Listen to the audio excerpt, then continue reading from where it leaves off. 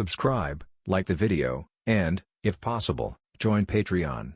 But if you don't have much money, you can support the channel by watching the novels on euroaudiobooks.com. Remember that you can participate in the polls so that your favorite novel gets published for free. Synopsis. In the early stage, I only had Kryptonian blood.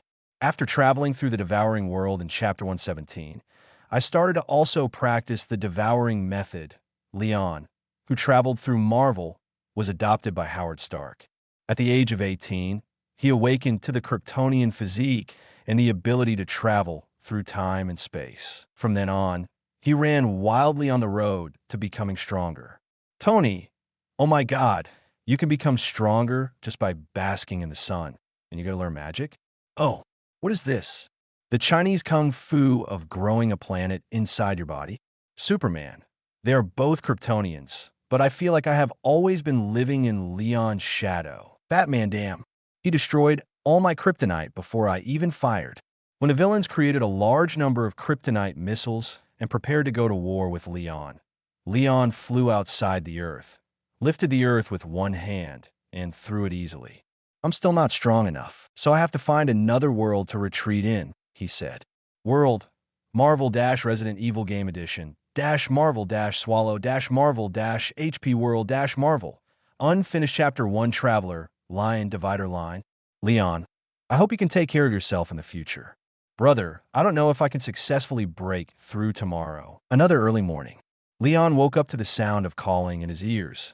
At this time, the golden sunshine filled his whole body, like a handsome knight in his sleep who was lit with holy light. His black hair was straight, his eyelashes trembled slightly, and they opened suddenly, and there seemed to be a bright light rising in his black pupils, as dazzling as the sun.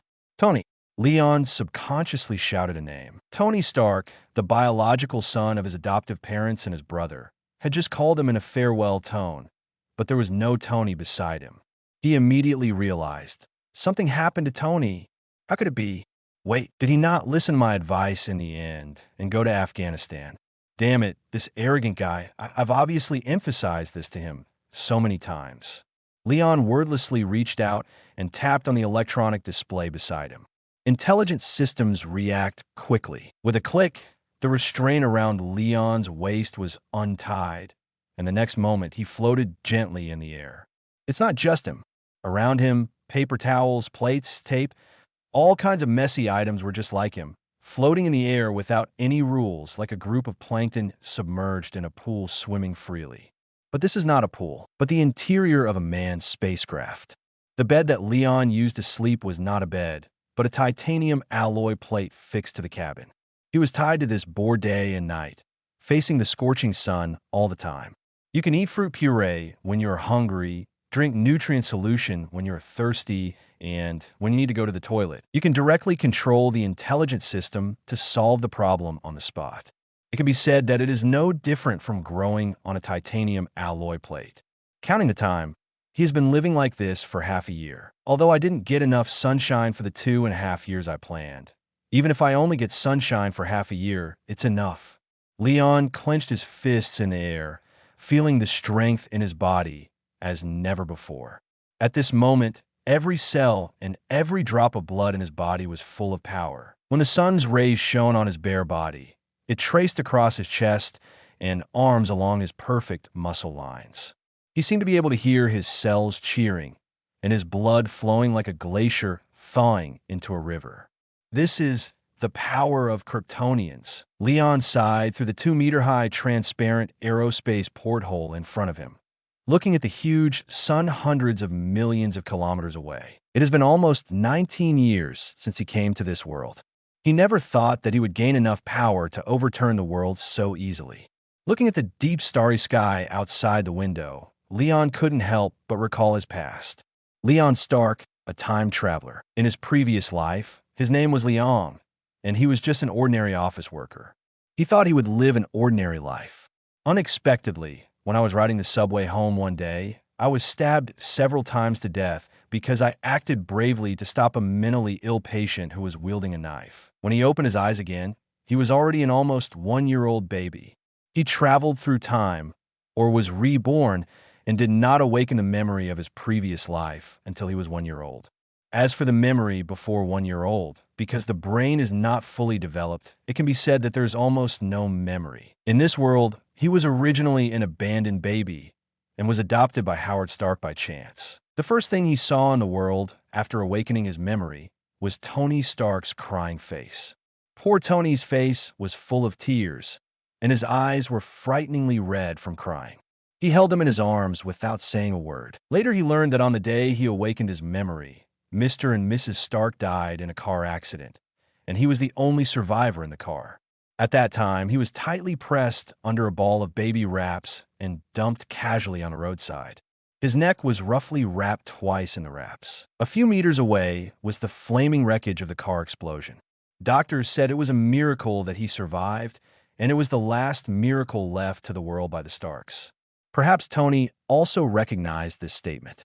He regarded Leon as the continuation of his parents' life, so he really raised Leon like his own brother. Therefore, starting from the facts, rather than saying that Howard Stark is Leon's adoptive father, it is better that Tony is the one who became both a father and a mother. Of course, he didn't do a good job. After all, what kind of good father would hang his 2-year-old son around his neck, go to a cocktail party to seduce a cover girl, and then come home at night and put his son on the sofa to spend a long night with the beautiful woman? Fortunately, Tony met Pepper Potts later. With Pepper's care, Leon got rid of the dilemma of being so noisy that he couldn't sleep every night. In those sleepless nights before, Leon made a mental note to Tony, saying that when you go to Afghanistan, we will see if you can still date the cover girl. Leon knew that according to the development of the original plot, Tony would have to go to Afghanistan sooner or later. He had basically watched all the Marvel movies in his previous life. When he heard the names of his adoptive parents and brother, he knew what kind of world he had traveled to. To be honest, the danger index of the Marvel world is not low. Not to mention the supervillains who always show their faces and receive a lunchbox, causing a large number of civilian casualties. Just saying that if the time of traveling through the Marvel world is wrong, Loki, the god of story, has not yet ascended the throne of time. As soon as the time traveler landed, he might not even have time to let out a few loud cries before the heavily armed employees of the Time Management Bureau would have to kidnap him and eliminate him. Fortunately, although he was frightened, Leon still lived to the age of 18 smoothly. He speculates that the timeline of the multiverse may have been disrupted, and the sacred timeline no longer exists. This is a good time to travel through time. However, this still does not affect the fact that the Marvel world is extremely dangerous, especially when he has a close relationship with Tony Stark, one of the protagonists of the story. And in this world, there is a chance of encountering a villain whenever you go out. He waited for 18 years, but he still didn't get his golden finger. It doesn't have the same IQ as Tony, nor the mutations like Spider-Man, nor the standard system for time travelers. He could only comfort himself that at least he could travel through time and live an extra life, so he would not lose anything. Besides, what he was traveling through was not the dark and deep world like the Lord of Mysteries, Taoism, and perfection, so he could just have fun secretly. But even though he was just an ordinary person, he still used his prophetic advantage to make some changes within his ability. In 2006, at the age of 16, Lion, who did not wait for the arrival of the Space-Time Administration, chose to try to change the world. He used the plot prophet to guide Tony and try to create advantages. First, he guided Tony to develop a series of new civilian technology electronic products, such as smartphones and tablet computers that were only available after 2007. Driven by these high-tech products, Stark Group is now more than just an arms company. The group's business scope has greatly expanded. It is already the well-deserved #1 company in the world. In addition, Leon also tried his best to guide Tony in developing the arc reactor. It's a pity that Tony never thought about research in this area and always ignored it on the grounds that this kind of technology is not possible yet. In fact, it's just that this guy refuses to put in the effort to study. After all, in the first half of Tony's life, there was no technological product that he could make with just a click of his head. Even for cross-generational products such as smartphones, he heard Leon say, "It would be great if the phone could be turned into a screen and could be clicked directly with your hands." And then he developed it in a blink of an eye. Tony was too lazy to study the arc reactor, and there was nothing Leon could do. After all, no one could persuade a stubborn donkey to turn back. In 2 years, the changes brought about by Lion have come to an end. He is like a hard-working bee, looking for destiny that can change everywhere. He also tried to find Bucky's whereabouts and avenge the Starks, or expose Obadiah and send him to jail. Unfortunately, in the end, these goals were not achieved. Obadiah was very hidden until a year ago when he caught him and told Tony. But Tony is too emotional, and even if he has doubts, he is still willing to believe his uncle. Just having an in-depth conversation with Obadiah, Tony easily felt that everything could be solved. Faced with this helpless situation, Leon could only emphasize to Tony again and again that he could not relax his vigilance and could not go to war zones like Afghanistan alone. As for looking for Bucky, Leon couldn't even put it out there. The world of Hydra's power is deeply intertwined. He is an ordinary person, and if he investigates rashly, he will only expose himself and then meet the same ending as Howard. He couldn't even tell Tony. On the one hand, as the younger member of the family, he has little say, and Tony may not necessarily believe what he says. Tony is almost 20 years older than the protagonist.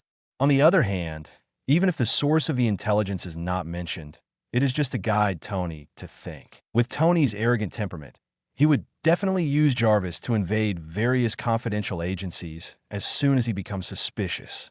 At that time, it will only lead to Tony and him to face Hydra's vigilant assassination.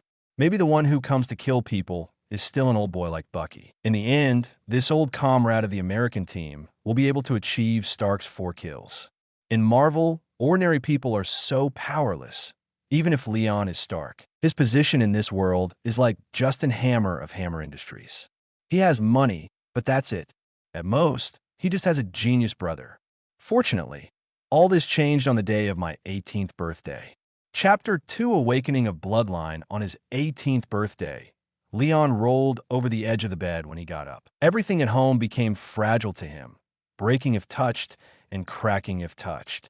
As if overnight, he had traveled to a world made of hydrogen, where every brick and tile was as thin as paper. After Tony heard the noise, he kept saying, "Oh my God," in the mess, gave up the plan of holding a birthday party, and quickly gave him a full body examination. The strength is 30 tons, the speed is 100 meters per second, and the body cannot be penetrated by a knife. Overnight, everything changed. And the changes don't stop there. Leon could feel that he was still getting stronger under the sun. Tony also confirmed through research that Leon's cells will continue to be active and undergo a jump-like improvement after being exposed to sunlight. "This is simply Superman," Tony exclaimed, dumbfounded. "I wouldn't be surprised if you come back with a heat ray tomorrow." Leon was stunned for a moment and suddenly understood his own changes and nodded. "Tony, you are right. I am really a Superman now." A mysterious message appeared in his mind. Reaching the age of 18, unlocking the gifted abilities from the original world, awakening the Kryptonian bloodline, and awakening the ability to travel through time and space.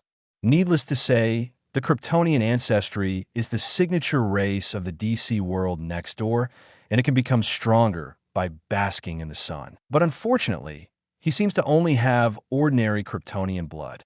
Just relying on the sun will probably not reach the level of Silver Super or Golden Super in the end. The ability to travel through time and space is exactly what it says on the tin. As long as he has enough reserve energy, he can travel through other time and space at will.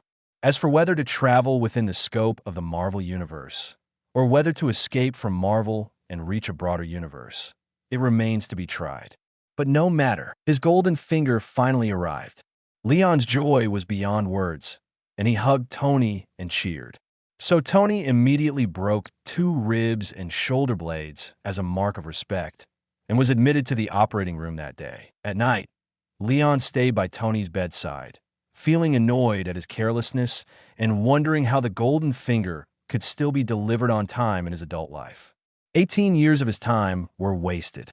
If he could awaken his bloodline and bask in the sun since he was a child, he might be able to do whatever he wants now. Maybe when he was 1 year old, when the Howards were assassinated by Bucky, he could take the opportunity to fight back. Is it possible that Golden Finger also has anti-addiction rules for minors these days? But he also lived for more than 20 years in his previous life, so why is he a minor?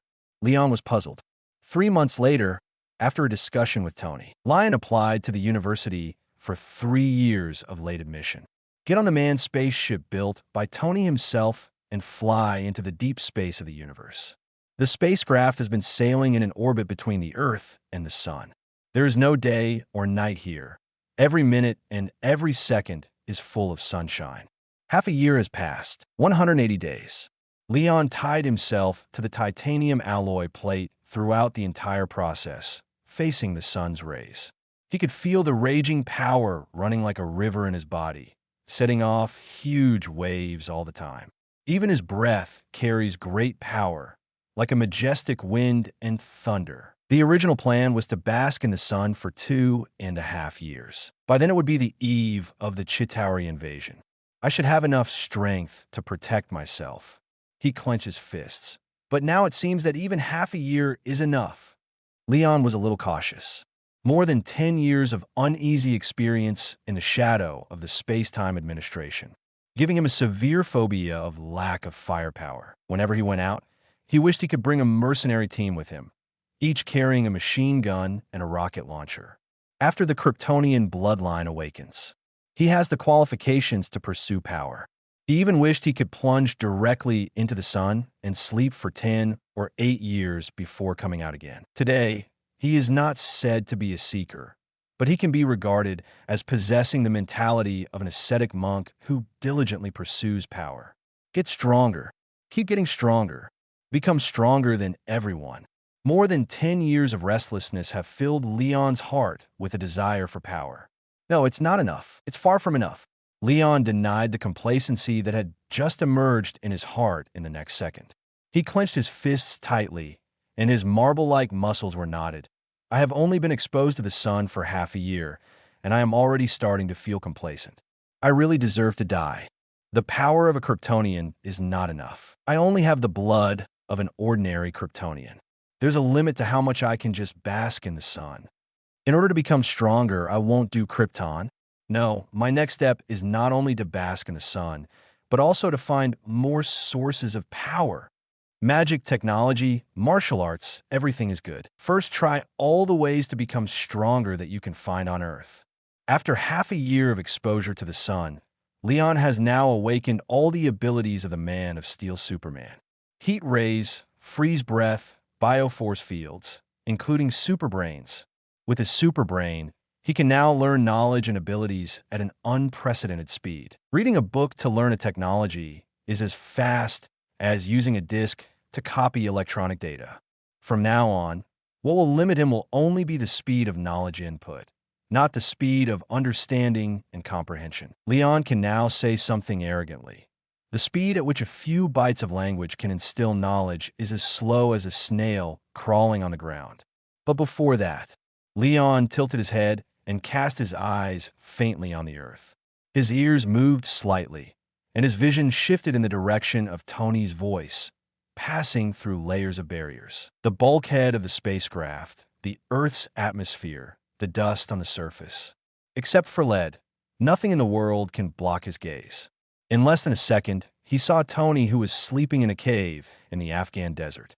Whether it's Obadiah, Bucky, or Hydra, it's time to put an end to these things. After 18 years of being solemn, I suddenly awakened my bloodline, and now I am reborn after all the dust is gone, and I know that I am who I am.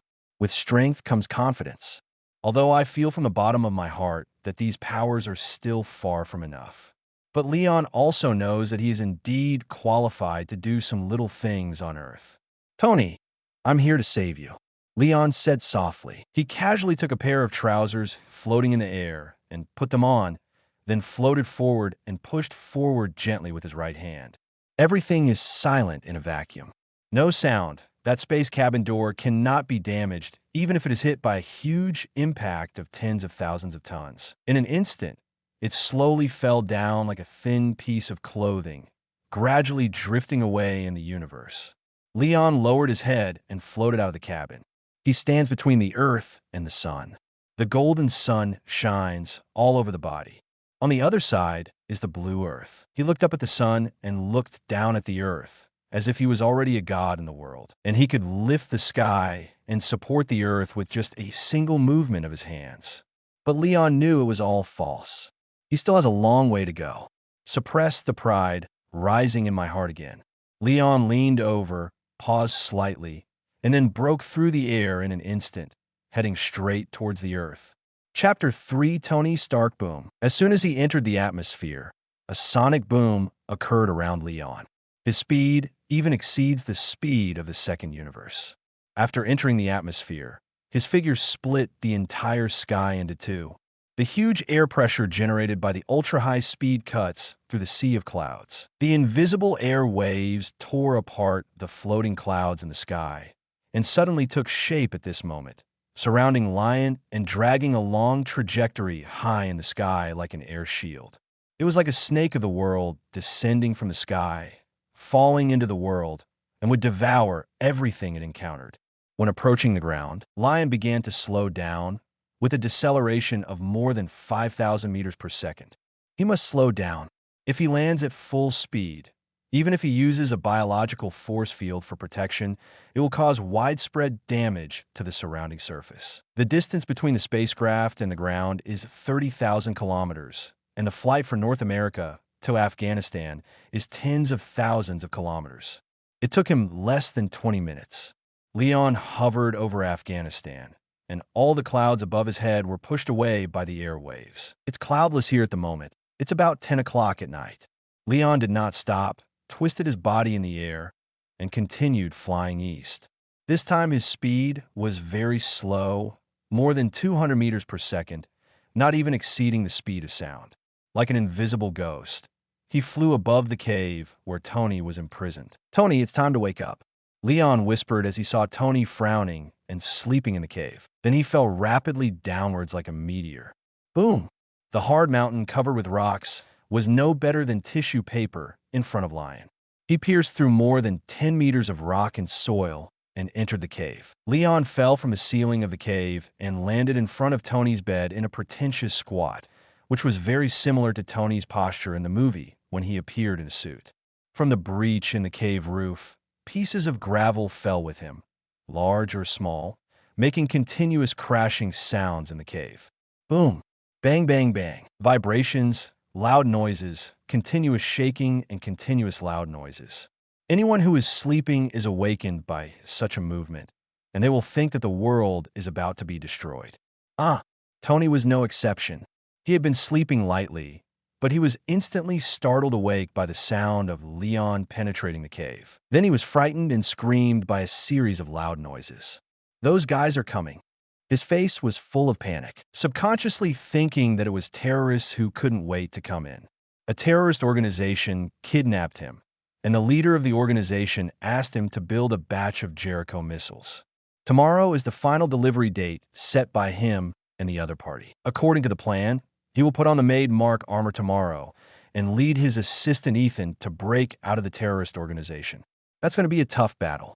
For this reason, just a few minutes ago, when he was about to go to bed, he prayed, hoping that tomorrow's plan would go smoothly. If things don't go well, I hope Pepper and Lion can take care of themselves in the future. But after praying and barely sleeping for a few minutes, these terrorists couldn't wait any longer and came calling. Damn it! Even that kid in Lion isn't so anxious when he wets his pants. Tony cursed subconsciously, looked around in panic, and shouted, Ethan, are you okay? Those guys are coming, wait. Why did this damn cave collapse? Oh, Leon, go and see Ethan. Wait a minute, Leon. Tony stared at Leon, who was squatting beside his bed with wide eyes. This kid was only wearing a pair of pants, and gravel fell from his head, but not a single grain of dust fell on him. Leon, why are you here? Tony tilted his head back and almost couldn't help but rub his eyes with his hands, wondering if he had hallucinated before he died. Shock and confusion mixed in his eyes. Tony's heartbeat accelerated and his hands trembled slightly. He felt that he was definitely hallucinating. The return time of Lion's spaceship is clearly set to be 2 years later. So how could that kid appear in front of him at this time? But not to mention, even if it is an illusion, Leon's posture is really handsome. It seems that only Tony can think of it. However, illusion, Leon stood up and looked at Tony with a smile. Because I heard you missing me late at night, and kept calling my name, saying that you couldn't sleep without seeing me. So I came here. To be honest, I'm surprised that my 39-year-old brother still needs sleeping services. Leon joked. I can sing lullabies and hum country ballads. Tony, which way do you like to sleep? Oh, let's talk about it first. I can't do it by holding you and rocking you. That's Pepper. Tony was stunned for a moment and retorted reflexively. Hey, kid, I'm the one who holds you and rocks you to sleep. Pepper doesn't hold you as often as I do. Tony's implication is that you are rebelling against Tian Gang. The relationship between the two has always been like this. Tony has an arrogant personality, and Leon likes to make jokes to tease the arrogant Tony. Come on, a man who is almost 40 years old can still say, I reluctantly accepted the holiday gift you gave me. Then the old man displayed it in his collection room as a treasure. Very cute. Okay? Tony reacted as soon as he finished his retort. His eyes widened, his body trembled slightly with excitement, and he stood up. You, Leon, are you really here? How could it be? I mean, how did you do it? You should know that you should be in space 300 kilometers away now. He even reached out and squeezed Leon's arm. The strong muscles feel like pieces of marble, and the touch is so clear. This is not an illusion. Leon is really here, and this guy is here to save him. Tony was shocked, but his whole body relaxed at this moment, and his tense nerves suddenly relaxed. An indescribable sense of security suddenly emerged, and the fatigue of the past few months suddenly came to my mind. He couldn't help but smile, stepped back and flopped on the bed, letting out a long sigh of relief. No one knows Lion's strength better than him. During the test half a year ago, Lion already had a strength of 500 tons, and its defense was so powerful that even a sniper rifle could only leave scratches. Now that Lion is here, those terrorists outside will no longer be a problem. Leon raised his eyebrows. To be precise, it's a satellite orbit more than 40,000 kilometers away from here. When I was sleeping, I heard you crying to me about being wronged, and I rushed over immediately. He blinked. After all, except for Pepper, no one in this world can let my brother suffer. Tony's head was full of black lines. Oh, you are wrong. Even Pepper can't let me be wronged. No one. And I won't be wronged either. So you had a very relaxed and happy life in this cave?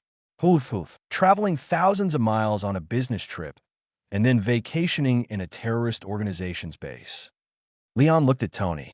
Tony's big, charming eyes were still bright, but the deep tiredness inside them could not be concealed.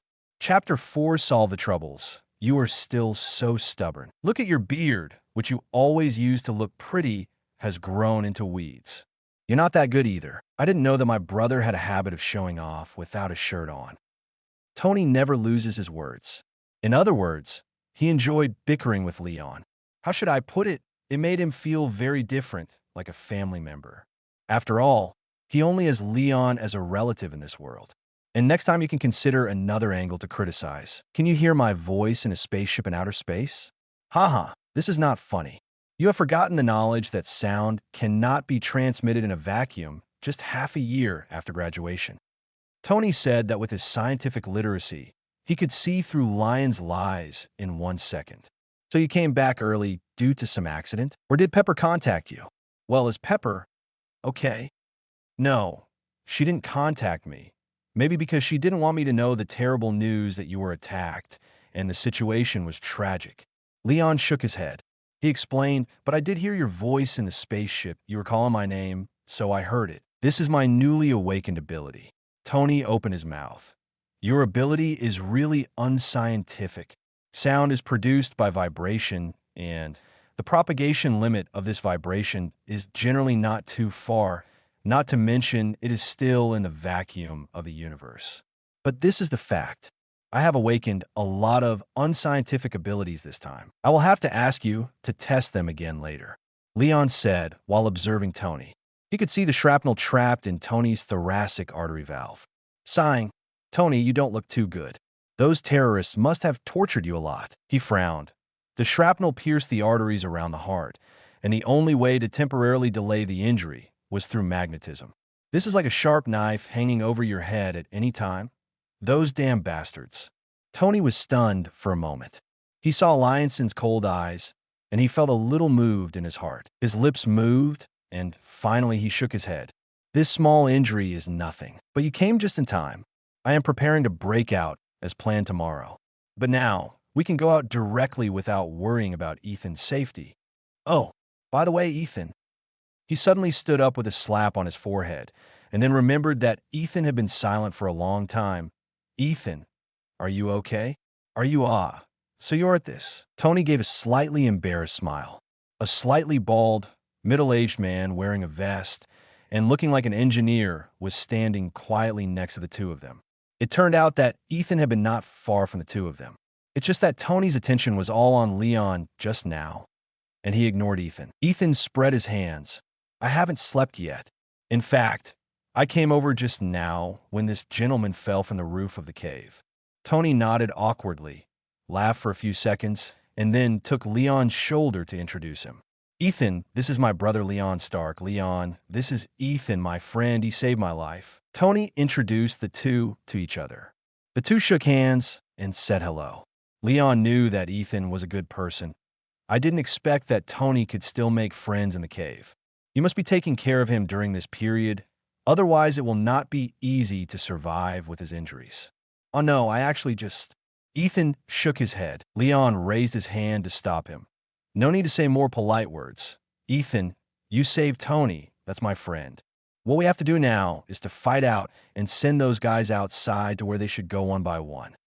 Leon's face was as calm as a lake, but his eyes were filled with arrogance and thunder. Maybe we can come up with a plan first? Those guys are very powerful. Ethan hesitated slightly. Plan? No need to plan. Tony interrupted. He walked proudly to the armor he had built, patting the armor. Look, Leon, this is my masterpiece in the past few months. Even if you don't come today, Ethan and I will definitely be able to kill those guys tomorrow. Leon looked at Tony, a child showing off like a toy, and shook his head helplessly. Just keep your little toy for later. I'll walk in front, and you can just follow. He said concisely, I haven't been exposed to the sun in vain in the past 6 months. Toy, it's unbelievable, Leon. I know that your academic performance is average, but you may not understand the greatness of my armor. Tony cannot accept that his masterpiece is called a toy. So, when you don't understand the situation, you can stay silent and watch me show you how excellent it is. Leon held Tony's shoulders. Tony, maybe your little toy is indeed better, but I have to tell you, I flew directly from the spacecraft wearing these pants. Tony's eyes widened slightly. Flying back from the universe with just the physical body and the pants that Leon wore, which looked like they hadn't been washed for a long time, were not damaged at all. Tony knew the meaning of this all too well. What? You. Tony was speechless. It's over. Now his armor is almost like a toy. So just follow me. Leon smiled. But there is one thing before that. He glanced at Tony and stopped at Tony's chest. I have to help you solve the trouble first. Future trouble? Tony didn't understand for a moment. But Lion has already taken action. His figure didn't move at all. His right hand pressed on Tony's shoulder, and his left hand suddenly became blurry for a moment. Then Tony felt his chest stagnate, and the severe pain was about to hit his heart, but it dissipated instantly. 1, 2, 3, there's still a lot of fragments. Tony, you can still survive such an injury. It could be said that you have a strong vitality. What did you say? Tony subconsciously touched his chest when he looked up again, but he saw Leon spread out his palm, and there were more than a dozen scattered tiny shrapnel lying quietly on it. Well, I just took out the shrapnel from your chest. I'll leave these shrapnel for your collection to commemorate that you suffered a huge change when you were about to be 40 years old and finally grew up and learned to take responsibility. Leon gave Tony the shrapnel in his hand and turned towards the closed door of the cave. In just under a microsecond, he used a biological force field to immobilize the shrapnel in Tony's body. Then the fingertips of his left hand made small wounds on Tony's chest and quickly removed all the shrapnel. He then used heat rays to stop Tony's bleeding and heal the wound. A set of movements is as smooth as moving clouds, as fast as thunder, but as calm as water. Even the scene in Tony's eyes didn't change at all. But when he came to his senses and touched his chest, he found that the arc reactor was still there, but there were more than a dozen holes in his clothes. This. Tony's eyes moved back and forth between Leon's palm and his chest, and he was speechless again. Leon gave him too much shock today. So much so that he didn't even bother to refute the fact that he had just been teased by his younger brother for finally growing up. Let's go, it's time to leave. Leon took the lead. Chapter 5 Destruction. He stood in front of the door, pushed it gently, and the heavy iron door collapsed. Leon's resolute actions stunned both Tony and Ethan before they could come to their senses. Suddenly, someone shouted loudly outside the iron gate. Fire! Give an order. Intensive gunshots rang out in unison, and the bullets poured out like a heavy rain falling to the ground. There had been so much movement in the cave before. The people in the terrorist organization had long sensed something was wrong. Under the command of the leader, everyone lined up with guns in the corridor in front of the cave entrance, waiting to empty the magazines of the rifles in their hands.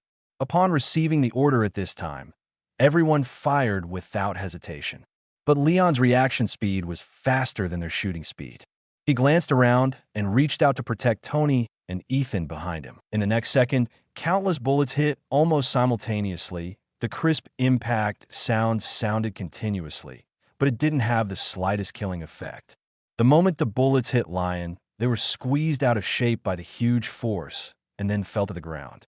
Even the bullet that hit Leon's cornea was no exception. At the same time, a large number of bullets hit the mountain wall and the ground, stirring up large amounts of dust and obscuring the view.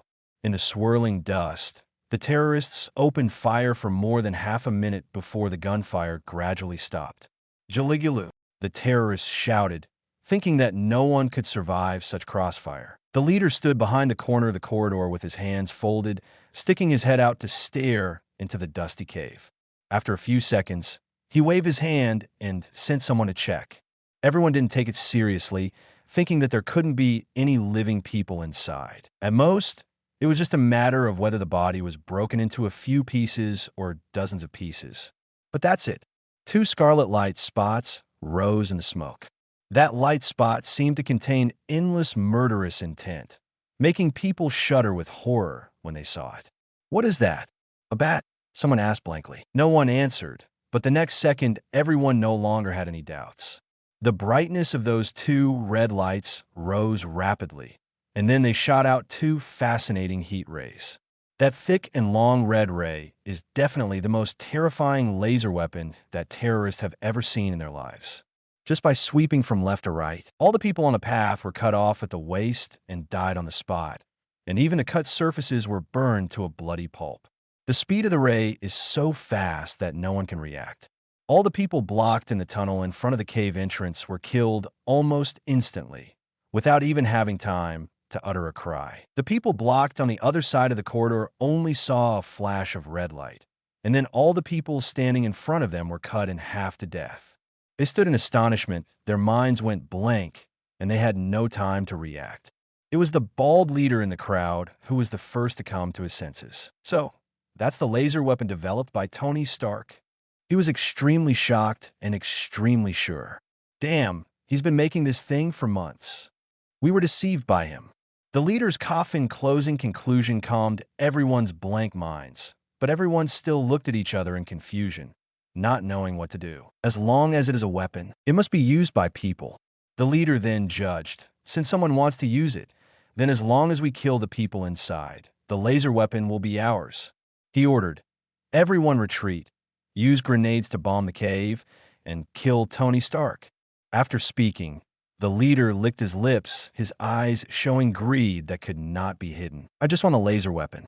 As for Stark, kill him and ask Obadiah Stannis for money. The leader's order calmed everyone down completely. That makes so much sense. No matter how powerful Stark's laser weapon is, as long as they kill him, the weapon will be theirs. Almost everyone subconsciously forgot that the round of volleys just failed to kill the people in the cave. The terrorists retreated together, took out grenades, and prepared to throw them. However, footsteps suddenly sounded on the other side of the cave corridor. It sounded like only one person's footsteps taking a leisurely stroll. Wait, the leader clenched his fist and raised it, signaling everyone to suspend their actions. Everyone slowly put down the grenades, raised their guns again, and stared at the corner of the corridor. Snap, snap. The footsteps are getting closer. The leader grinned ferociously and threatened. Tony Stark, do you think you can escape with weapons? You lied to me, but it doesn't matter because you are dead today and your laser weapon will also become mine. Oh, really? But my name is not Tony. The visitor responded calmly. The terrorists thought the man approaching was Tony Stark. However, after the man walked out of the corner, they were shocked. It was a handsome man wearing only a pair of trousers and bare feet, exposing his thick chest muscles. Who is this? When did he enter the cave? Why haven't I seen him before? WTF? Immediately, there was a chorus of disbelieving curses in the corridor. Who are you? Where's Stark? The leader's dark face became even more gloomy. The cave was a familiar one, but out of it came a person whom I had never seen before. He suddenly began to suspect that Tony Stark had been rescued unknowingly, and they were completely fooled. Leon glanced at him. I'm Stark, too. Are you Stark? The leader gritted his teeth. It's just a joke. Fire them all. The combat qualities of this group of terrorists are really good. After the leader gave the order, the dense muzzles of the guns in their hands once again spit out flames. Leon did not dodge, let the bullets hit him, and walked forward at a leisurely pace. His super brain tells him that he can relax here just as much as he does at home. However, the mood of the terrorists who are his enemies is completely different. Their eyes widened, and they kept pulling the triggers in their hands, but their minds were too confused to allow any thoughts. What kind of monster is this?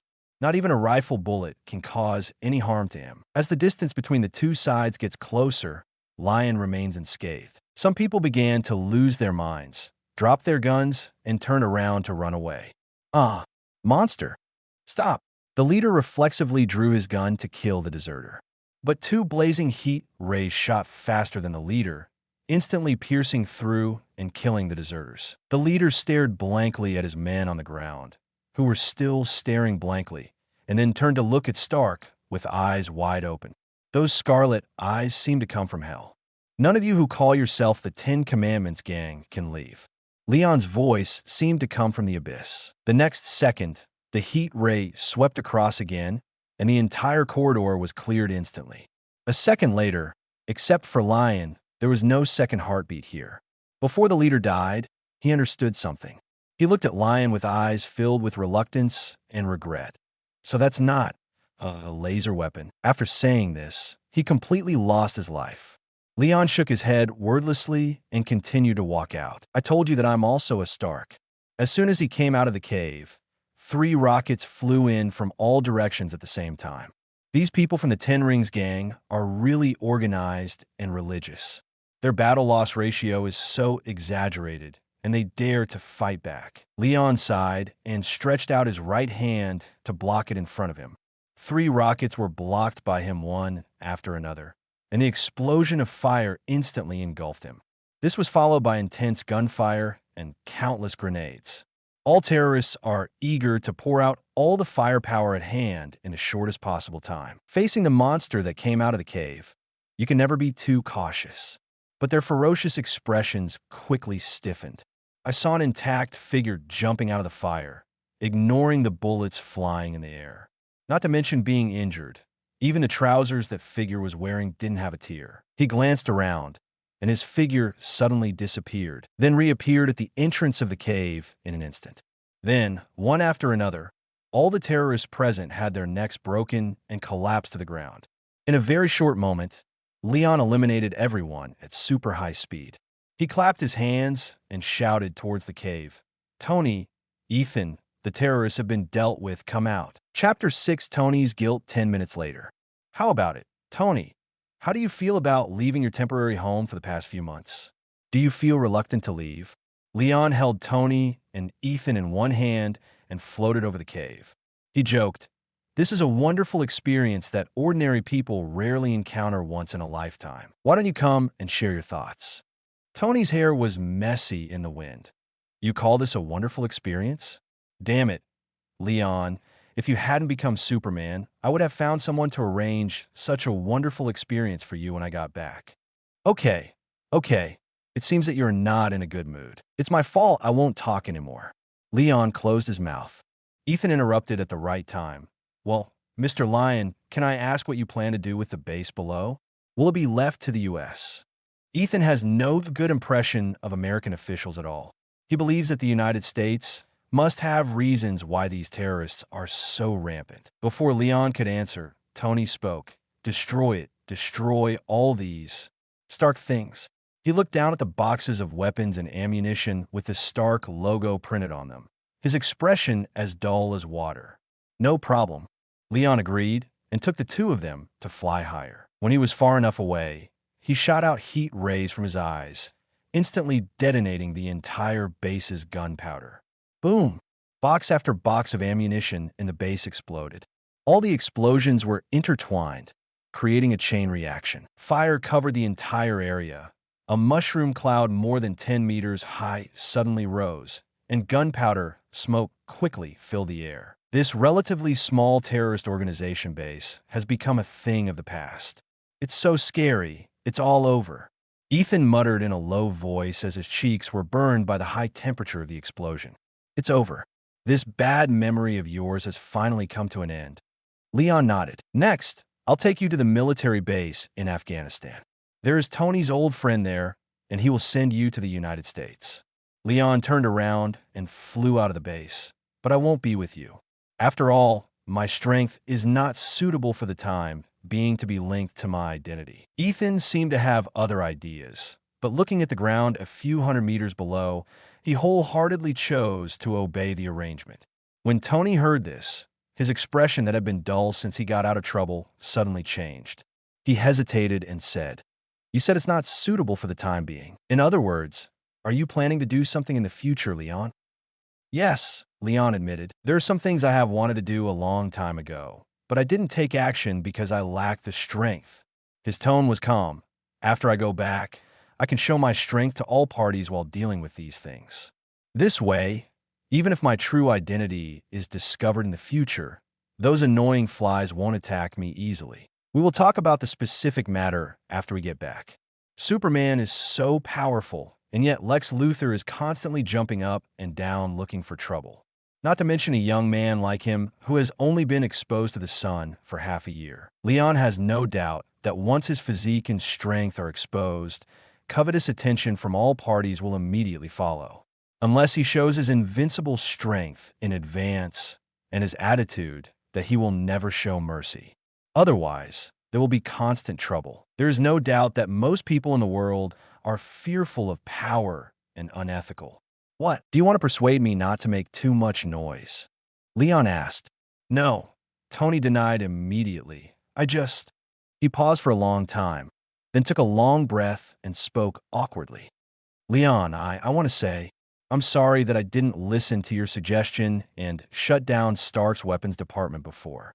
Tony's face showed deep guilt. This guilt is not for Leon, but for the ordinary people who were harmed by the arms sold by Stark. More than a year ago, when Stark Group's electronic product business spread all over the world, Lion has proposed cutting up and shutting down the arms business. But Tony didn't take it seriously at the time. He just felt that Leon had just grown up and had never seen the world, which was too sad, so he brushed it off with a few words. Thinking about it now, Tony only feels extremely remorseful and guilty. There's no need to apologize. Leon was a little surprised, but not too surprised. He knew Tony would shut down the weapons department, but he didn't expect Tony to apologize. God knows if Tony has made more than 10 serious apologies in his life. In the past, even if this guy made a mistake, he would only make up for it in other places. How could he admit his mistake? It seems that Tony did grow a lot during the time he was kidnapped. The past cannot be undone. As the saying goes, it is not too late to mend the cracks after a sheep is lost. You can make up for your mistakes in the future, Tony. Leon comforted in a gentle voice. And the small arc generator you developed this time, can it be popularized as a basic energy source and benefit the world? I believe that the whole world will change and become better because of you in the future. So you should feel guilty when you should but you can't stay guilty. Tony listened quietly to Leon's words. It was rare that he didn't interrupt other people's long speeches. After Leon finished speaking, Tony smiled. Maybe you are right. Well, there is also the matter of Obi. There is definitely something wrong with Obadiah. Leon interrupted directly. You will still hesitate even if I tell you now, so I will wait for you in Los Angeles, and then we will go directly to him to figure things out. Tony subconsciously wanted to give some more advice. After all, he still had some hope for his uncle. But he opened his mouth, but in the end he didn't say anything. Instead, he nodded angrily. I'll listen to you. Hearing this, Leon couldn't help but raise the corners of his mouth. It seems that this experience has improved his voice with Tony. It is said that if you teach others, you will not be able to teach. You will learn things once you learn. This is indeed the case. After flying for a while, Leon landed in the desert with the two of them. Okay, I will send you here.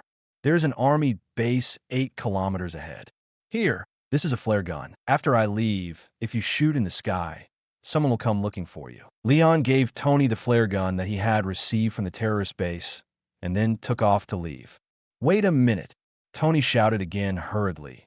I forgot to mention, you remembered to go back and take my armor home, and if the blueprints haven't been burned, take them back too.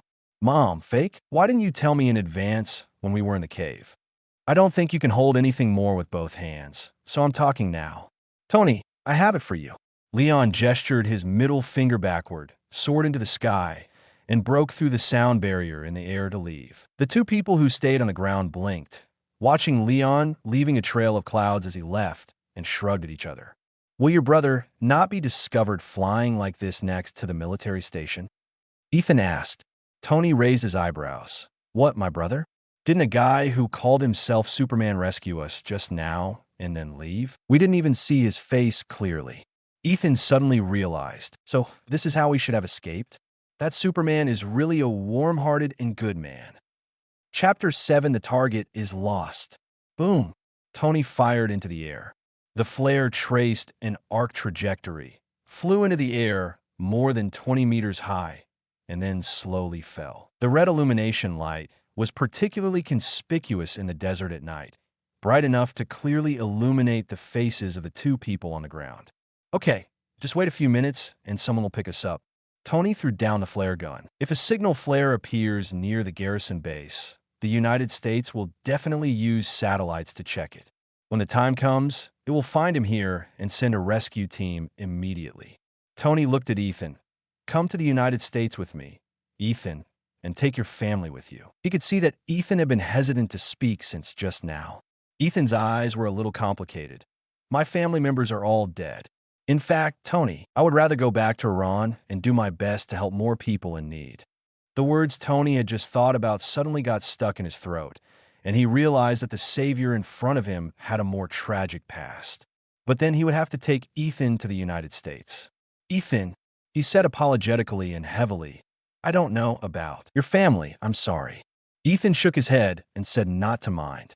Tony continued, I can understand your desire to return home. He could see that Ethan returned to his hometown with an obvious desire to die, and actually wanted to do something sacrificing his life. He paused, but what Leon said before is right. I go back this time to help more people. The contribution I can make to the world. It shouldn't just be something that explodes. He tapped the arc reactor on his chest with his fingertips, his eyes burning. Ethan, you can come and join me. We can better help people injured by violence, and then make the world change for the better. Ethan looked at the arc reactor blankly. It was indeed a technology that could change the world. He hesitated a little. Boom! Suddenly the roar of the engine came from the distance, and the sound became louder and louder. A patrol plane moves from far to near. Half a minute after the flare was sent out, the rescue plane arrived. Ethan couldn't help but marvel. They are so efficient. Then he watched helplessly as the plane passed overhead and flew into the distance. It doesn't seem to be a rescue team. It looks like a light patrol plane. I guess it was chasing Leon. He was discovered by the base. Tony stared at the fighter plane flying away, but the speed doesn't even reach the speed of sound, so they can't catch up with Lion. Wait a minute. Leon's appearance was too flashy, and those people's attention was attracted to him.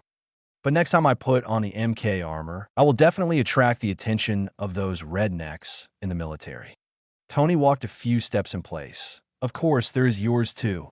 You will also have to have your own suit of armor by then. When the time comes, we can have a team called MK Team. It doesn't seem possible, call it. 3 minutes passed as Tony chattered endlessly, and another dense sound of engines came faintly from the sky. It was a formation of 3 helicopters. Oh, look, our rescue team is coming. The 2 people, who were thirsty after staying in the desert, jumped on the ground and waved. The other side, as Tony said, Leon was not overtaken by the patrol plane. After all, in half a minute, this distance is enough for him to fly back and forth several times.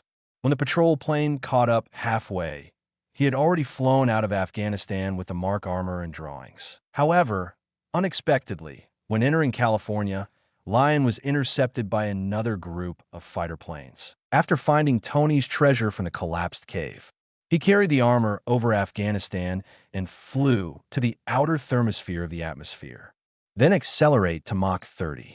It only took 20 minutes to cross half of the world and return to North America. He lowered his altitude over the west coast of the Pacific, slowed down to low supersonic speeds, and flew into California. The Stark family's mansion is on the west coast of Los Angeles, California. He only needs to cross the coast mountains in California to reach it. But because his speed dropped too much but not enough, he was photographed by a satellite above him as soon as he entered the country. On the surveillance screen at the U.S. military base, a figure moving at nearly twice the speed of sound over the mountains caught the operator's attention. After zooming in and observing, they were surprised to find that it was a small flying unit. Although the opponent's image is unclear for some reason, covered by a biological force field, but it looks like a flying humanoid object. The soldiers immediately reported the situation to their superiors. What is that? Connect the other party's communication and let them land for inspection. Whether it is the CIA or the Navy, let this good thing fall down for us to see first. The commander looked serious. Sir, there is no response from the other party's radio. Sir, the CIA and the Navy have just contacted us, asking if the flying object belongs to us and requesting the submission of intelligence. We have this good thing that is small, nearly twice the speed of sound, and have a long battery life. Not yet, sir. Shit.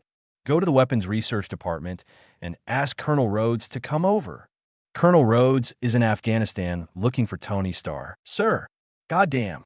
Then give me the database comparison. Radar lock. Satellite lock. Give me the clearest satellite picture. Report, sir. There are no similar records in the database comparison. The target cross-section is too small and the radar cannot lock it. The satellite image is blurred due to unknown interference. What should we do, sir? WTF? Who can tell me what is this thing that appears out of thin air and is flying over our heads? I don't know, sir. Damn.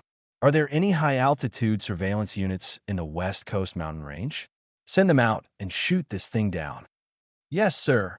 Leon was flying to Los Angeles silently out of boredom. Suddenly his ears twitched, and he turned sideways and looked up. He heard the roar of 4 engines veering off course and approaching him. Am I seen by the satellite? Leon guessed, lowering his speed to check the situation. It's probably because I wasn't fast enough, so I was noticed. It's really troublesome. Flying below the speed of sound is too slow, and low supersonic speeds can easily cause satellites to detect abnormalities and lock on immediately. Maybe next time I'll have to consider flying above Mach 10. Then there was another voice in his ear. Target locked. A pilot shouted over the radio. Missile launchers are ready, waiting for final instructions. The commander at the U.S. military base ordered. Aim. Shoot. Shoot down that flying object for me. Global Hawk received. Early warning command number received. The 4 planes dived from high altitude. Although it was still difficult to close the distance with Lion, it was enough to hit the target with airborne missiles. Emission. Missiles were fired one after another, and their speed climbed to above Mach 5 within a few seconds, chasing Lion directly. Leon turned back and looked through the clouds to see the missiles spraying flames thousands of meters away. That is a powerful weapon capable of destroying any air vehicle. But for him now, he can't even scratch his itch. So Lion suddenly had the urge to stop and catch the missile, and then walk out of the firelight spotlessly, shocking the attention of everyone in the U.S. military. As the saying goes, having a body of steel and not showing off is like walking at night in brocade clothes. Pretending is a deep desire engraved in human genes. Abraham Maslow once listed the need to show off as the fourth level of the 5 major human needs hierarchy. When people have enough to eat and drink, there is no threat to their life safety, and they have a certain amount of social interaction, they will naturally want to show off. Leon cannot escape this worldly desire, but he thought about it. In the next period of time, when Tony comes back, he will definitely create a new armor and show it off. There is a scene in the movie where Tony is bombed by U.S. fighter planes after showing off his failure. Therefore, he should not pretend to be this now. It will be better to wait until Tony is full of ambition but is slapped in the face by the U.S. military, and then appear again, which will be a pleasure. After all, only by showing off in front of good brothers can you gain the highest level of psychological satisfaction. Thinking of the look on Tony's face at that time, Leon couldn't help but grin. Now that he has superhuman abilities, he doesn't want to be a member of the motherland and say, "I don't eat beef." He just wants to continue to increase his strength and then do something that makes him happy in the process of increasing his strength. For example, pretending to be as cool as Tony wants to, but can in front of Tony. Think of this. Leon raised his head and glanced at the incoming missile above the deep clouds. With a thought, his speed instantly reached Mach 20 and disappeared into the lock of the U.S. military satellite. What the hell? The target has disappeared, the pilot said in horror. Report. The missile did not hit the target. Target lost. Repeat, target lost. Suspected to have invisibility function. In the U.S. military base, the commander's eyes were stunned. What? Impossible. This is absolutely impossible. Continue to search the entire area. You must find the other party for me. There was a commotion in the command room. It is foreseeable that for some time in the future, the entire Ministry of National Defense will be suspicious and anxious. Chapter 8 Stark returns. Welcome back, Master Lion. Long time no see. As soon as Leon returned home, Jarvis's voice rang immediately.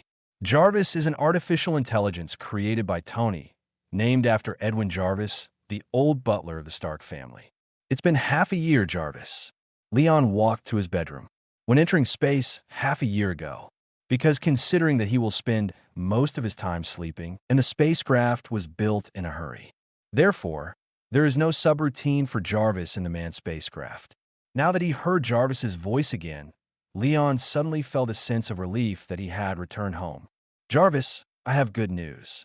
I have rescued Tony from a terrorist organization. Is Pepper in the company at this time? Please tell her so she doesn't have to worry anymore. Leon ordered Jarvis in his room, took off his pants at the same time, and entered the shower room. He hadn't bathed in water for half a year, and the cleaning process on the spacecraft was really difficult to describe. Master Lion, Miss Pepper received the news that the young master was rescued 10 minutes ago and is now waiting at the airport. Jarvis answered, so fast. I didn't expect the operation efficiency of that garrison base to be quite high. Leon muttered, Pepper, as long as she knows, she must have been worried for the past few months. It's also my fault that Tony is so careless. I've reminded him so many times, but he doesn't take it seriously every time. Now that's good. If you calculate the time, I should have just gone to space with my front foot, and he will have gone to Afghanistan with his back foot to deliver food. I told you that Obadiah is eyeing him, but he still doesn't believe it. But Obadiah is really powerful. He can seize the best opportunity to strike. As soon as Tony and I were separated, he decisively struck. Jarvis listened quietly to Leon's complaints. Leon did not say these reproachful words in front of Tony. After all, Tony has already suffered enough because of his arrogance this time, and there is no need for him to add a few more criticisms to add fuel to the fire. People who have just escaped from danger need the jokes of their family members to dispel the psychological shadow. Master Lion, you just said that Obadiah planned the attack on Mr. Stark. Jarvis suddenly interjected. Do you need me to convey the message to Mr. Stark for you and remind him to pay attention? No, I've already told him. When he comes back, we will solve Obadiah's problem. Leon put foam on his hair. Also, Jarvis, why do you always call Tony young master or Mr. Stark? Shouldn't young master be me? And I'm also Stark. Tony is so old, so he is called Mr. Stark. The young master is pretty much the same. Sorry, Master Lion. I was serving Mr. Stark before the 90s. Before you came to this family, I used to call Mr. Stark young master. I can change the title next time if you wish. That's not necessary. Just call me like you're now. Leon began to rinse the foam. He felt that Jarvis had probably developed human emotions. Otherwise, how could there be such a thing as habit? Perhaps he can help Jarvis evolve into a truly intelligent life in the future, rather than being killed by Tony's son, Ultron like in the movie. Leon quickly finished rinsing and put on a set of slim-fitting gray clothes. He wiped his hair with a towel and walked out of the room. Jarvis, prepare some food for me. I feel a little hungry. Leon walked to the kitchen and opened the refrigerator door, but it was empty. That's as expected. Jarvis, please order takeout for me. It was already morning in Los Angeles. The whole city had just woken up from its sleep and started running for the whole day. Lion's takeout was quickly delivered to the mansion. He couldn't wait to sit down at the table and start eating. After half a year of eating bread and nutrient solution in the universe, his mouth was so pale that he could give birth to a bird. Tasting the delicious taste of fat and carbohydrates again, he couldn't help but eat for 2 hours. Jarvis, order me a cheeseburger takeout. No, order 10. Jarvis, order 10 pizzas, one of each flavor. Wait, 3 of the cheese flavors with the highest calories. Jarvis, order 5 steak Wellingtons. The meal lasted until noon. After having enough wine and food, Leon patted his belly with no bulge and sat on the sofa in the hall with satisfaction. Satisfied, so satisfied. No wonder Tony likes cheeseburgers. Eating food with explosive calories makes people feel full of happiness. Leon was filled with emotion. He suddenly felt that for him, perhaps one of the biggest benefits of the Man of Steel was that he could eat no matter how much he ate without getting fat. No matter how much calories and fat he takes into his body, it can only be turned into nutrients to make his body stronger. This is simply good news for him, a Chinese soul who loves food. Taking a bite of the last cheeseburger, Leon felt that he was so satisfied at this moment that he seemed to be able to understand the solemn and sacred artistic conception in Pieta. Jarvis, let me see the unanswered communications in the past 6 months. Lion said, Okay, Master Lion. A series of information windows popped up on Hirosaka in front of Leon. Jarvis summarized it very logically. There are currently a total of 1,634 unread messages on your WeChat and 807 emails in your mailbox. 74% of the messages are from your high school classmates, 89% are from girls, and 93% are romantically inclined. Leon was speechless. These people are really blinded by money. Do men send me messages like that? Okay. Ignore emails from unfamiliar people. Okay. Master Lion, you currently have no unread messages. Leon clapped his hands. Perfect. Jarvis, now tell me about the company's development in the past 6 months. By the way, it is a company under my name. 2 years ago, when Tony developed the smartphone, Lion also used the resources at hand to establish an internet company, Stark Networks. Anyway, at the beginning of the 21st century, the internet field in the United States was also in its ascendant. Moreover, it has just been a few years since the internet bubble ended, and this field has not yet been occupied by other larger capitals. Since there are large pieces of cake that have not been discovered, they are just there waiting to be divided. Then why can't he be the one eating the cake? There are resources from Stark Group. Lion has brought many internet applications that will only be available in the next 20 years to the market within 1 year. He founded WeChat, Twitter, acquired Amazon, and YouTube. He even didn't let go of P-Station, and he made it and registered the company before the Canadian group. Today, Stark Network has more than 200 million users worldwide. Lion slept in space for half a year, but the company's market value quietly doubled. It's just that his disappearance and Tony's disappearance some time ago caused the rising stocks to plummet by nearly half. After listening to Jarvis's report, Lion sighed. Although the stock price fell by half within a month, how come it is still higher than when I left? This is really a nice surprise. The current president of the company is Lao Keo. Tell him that he has done a good job and give him 3 days off to rest. Okay, Master Lion, I will send a notice to Mr. George Bush right now. Jarvis responded and suggested. But I think that rather than taking a vacation, Mr. Bush may hope that you can agree to him adding an external home button function to his smartphone. Leon was speechless. Oh my God, he still misses that useless function like adding feet to a snake. Tony has already developed the mobile phone into an ultra-thin, full touchscreen. The next step is to project mobile phones and screen projection glasses. Why is Lao Keo still immersed in his retro obsession? Jarvis, tell him to bury his obsession in the ground quickly and take a good rest for a few days. Stop being as old-fashioned as Aunt Susan next door. Okay, Master Lion, Jarvis responded, but there doesn't seem to be a lady named Susan next door to us. That's a metaphor, Jarvis, a figure of speech. Lion emphasized. I know. Jarvis's voice paused for a moment, and there was a slight electric sound, as if he was taking notes. Leon took Hirosaka. By the way, Jarvis, Tony should be back in Los Angeles at 4 to 5 o'clock in the afternoon. There's still such a long time, so play Superman for me. Okay, now play the 1979 movie Superman. It turns out that like Mrs. Susan, you also like to watch nostalgic movies. Jarvis learned and used it flexibly. Who is Susan? Oh, you learned so fast. Leon's mouth twitched. The time comes in the afternoon, after Tony returned to Los Angeles. First, he looked at each other affectionately with Pepper. Then I immediately went to buy 2 cheeseburgers. Afterwards, he returned and went to Stark Industries to hold a press conference. After Leon's repeated emphasis, Tony has developed deep suspicions about Obadiah. So when Obadiah showed up, he hugged him warmly and politely asked him for a burger to eat. Tony chose to refuse decisively.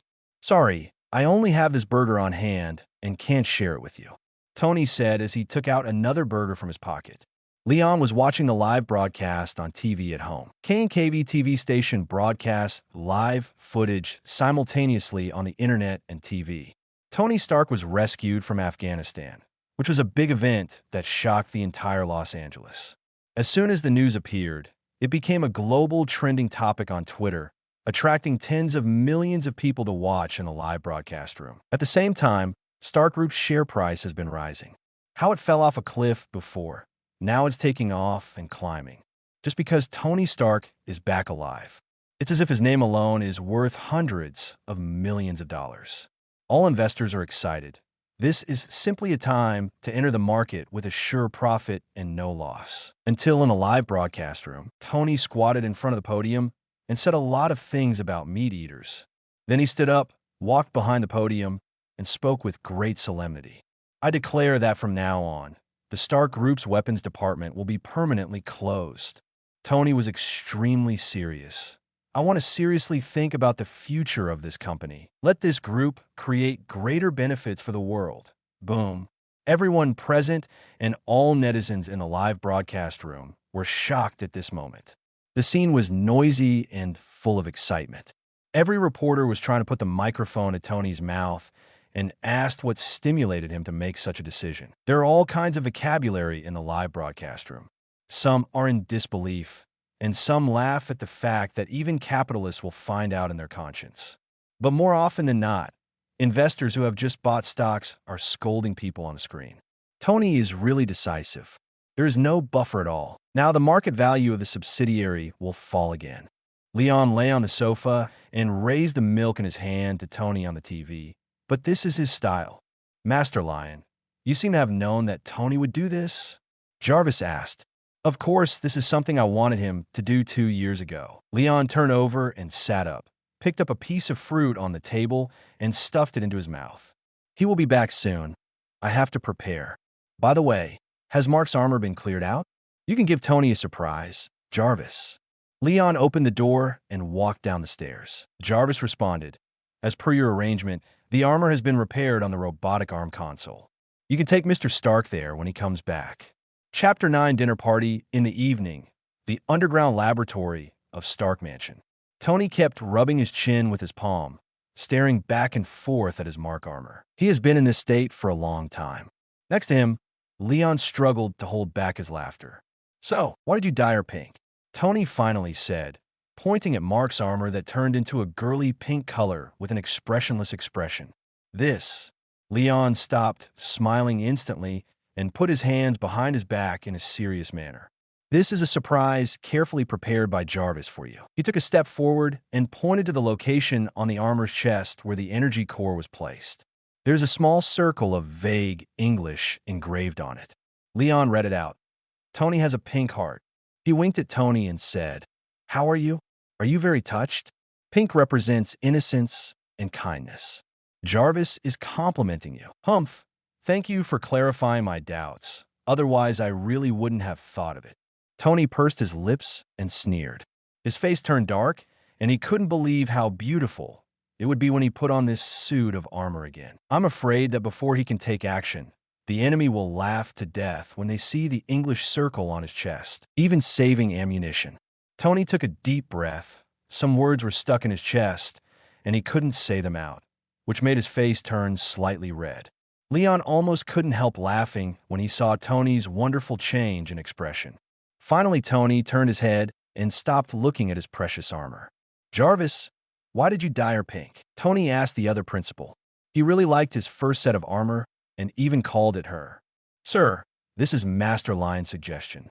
He said that you will be happier when you see the armor that has been repaired and dyed pink. Jarvis seemed to be explaining, but in fact he was complaining secretly. Oh wait, Jarvis, you didn't object at the time. We all thought so, didn't we? Leon pulled Jarvis into the water. Master Lion, please forgive me for my offense. You know that artificial intelligence does not have its own thoughts.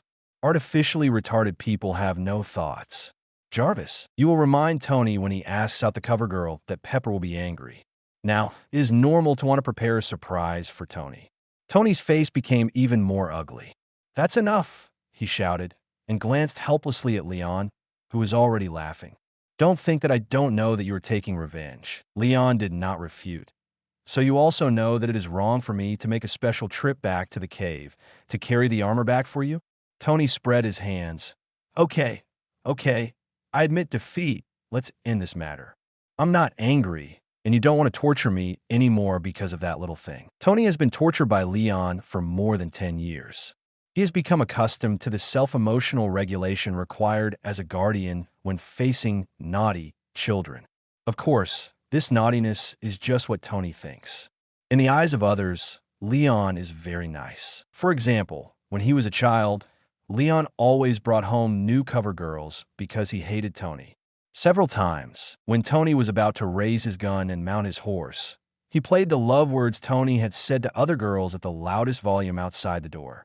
Then the girl who was hugging Tony became angry and slammed the door.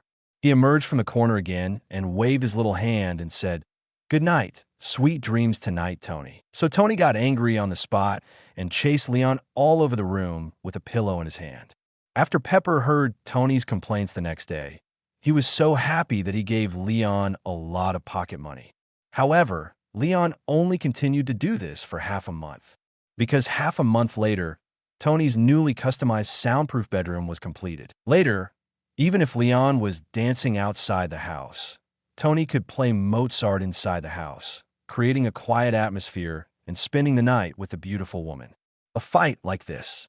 The two started when Leon was 3 years old and continued until he started asking girls home after he entered high school. The night when Leon took the girl home for the first time, the older one and the younger one looked at each other and smiled knowingly. So the two brothers reached a reconciliation. However, the fighting in other aspects has not stopped. Sometimes Tony causes trouble for Leon, and sometimes Leon takes the lead. Pepper's comment is that these are two kids who won't grow up. Jarvis, put this armor away and repaint it. Otherwise, I don't want to see her again. Tony waved his hand. By the way, help me purchase a batch of materials. I want to build a new armor.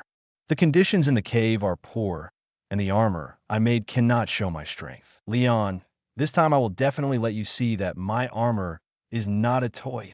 Leon shrugged indifferently. It's up to you, I'll just wait and see. At this time, several smart robotic arms from Dai and Bin in the laboratory came over and worked together to push the pink armor out. Leon even helped out. He asked Jarvis to paint the armor just to tease Tony, but he never thought that Tony would actually be able to wear it. But what he didn't expect was when he visited Tony's uniform collection room 10 years later. This armor with the most bizarre style was displayed at the forefront of Tony's mark armors. Are you going to start making the armor now? When Leon looked back, Tony just did what he said and cleared the desktop with a slap in the face, ready to start a new round of work. Could it be that you can't wait to prove yourself now? Watch your words, Leon. Tony doesn't need to prove himself. He will only challenge himself. Tony said, okay, then when you challenge yourself, remember to come up before dinner. Leon walked towards the stairs of the laboratory. To celebrate your safe escape, Pepper plans to hold a family party, and both Ethan and Rod will come. Rhodes is Tony's good friend in the military, and the relationship between the two in the movie is good enough to give him a steel suit. Just a few of us? No problem. As long as I'm not the one cooking, everything is acceptable. Tony replied without raising his head. Since the last time he cooked grilled sea bass, it was all charred, and Leon laughed for a long time. So he vowed never to enter the kitchen again. After Pepper finished cleaning up the mess left by Tony at the press conference, he rushed to the mansion. She hugged Leon gently in the hall excitedly. Leon, oh my gosh, I can't believe Tony said you're back, even though the Mark spaceship is still flying outside the Earth. The spaceship built by Tony was named the Mark spaceship. In the end, you actually flew back by yourself? It's incredible. Wow, my God, your body is so strong now. Compared with half a year ago, you look like two different people. Pepper patted Leon's chest, and the marble-like texture made her cover her mouth and exclaim, if I had known you were so strong, I would have contacted you a few months ago, so Tony wouldn't have to. As she spoke, she felt a little guilty. Leon quickly comforted. It's okay, Pepper, you're also worried that I'm worried, aren't you? If I hadn't become as strong as Superman, even if you told me the news about Tony's disappearance, I would still be alone in the lonely universe. If we say that Tony is both an older brother and half an old man to Leon, Pepper, who had brought him up since childhood, could be called half-sister and half-adoptive mother. As he spoke, Leon blinked. Besides, although the process was a bit tortuous for Tony, since he survived the catastrophe, it's not necessarily a bad thing, right? Is that what you think? But I think he has become a little irrational. Pepper frowned. Maybe you don't quite understand Tony after the experience of almost death. Leon pushed Pepper towards the kitchen. Let's go. Pepper, I have to trouble you to make dinner. I will tell you about Tony's wonderful adventure. A few hours later, the dinner ended successfully with all the guests enjoying themselves. After Tony's introduction, Ethan met Pepper and Rhodes and successfully integrated into this small circle. For a long time in the future, Ethan will work in Stark's R&D department and do what he wants to do. Tony was also at the dinner table, explaining his idea of doing something more beneficial to the world. It's a pity that Rhodes doesn't understand this very well for the time being. Chapter 10, Obadiah's fastest exit as the night got darker. The slightly drunk Rhodes and Ethan were picked up. Only Pepper, Tony, and Leon were left in the mansion. Lion sat on the sofa after eating and drinking, looking out the window at the undulating sea level, thinking long and hard. Tony looked at Pepper, who was clearing away the dishes in the kitchen, and then at Leon, who was in a daze, and he seemed to be trying to hide his words.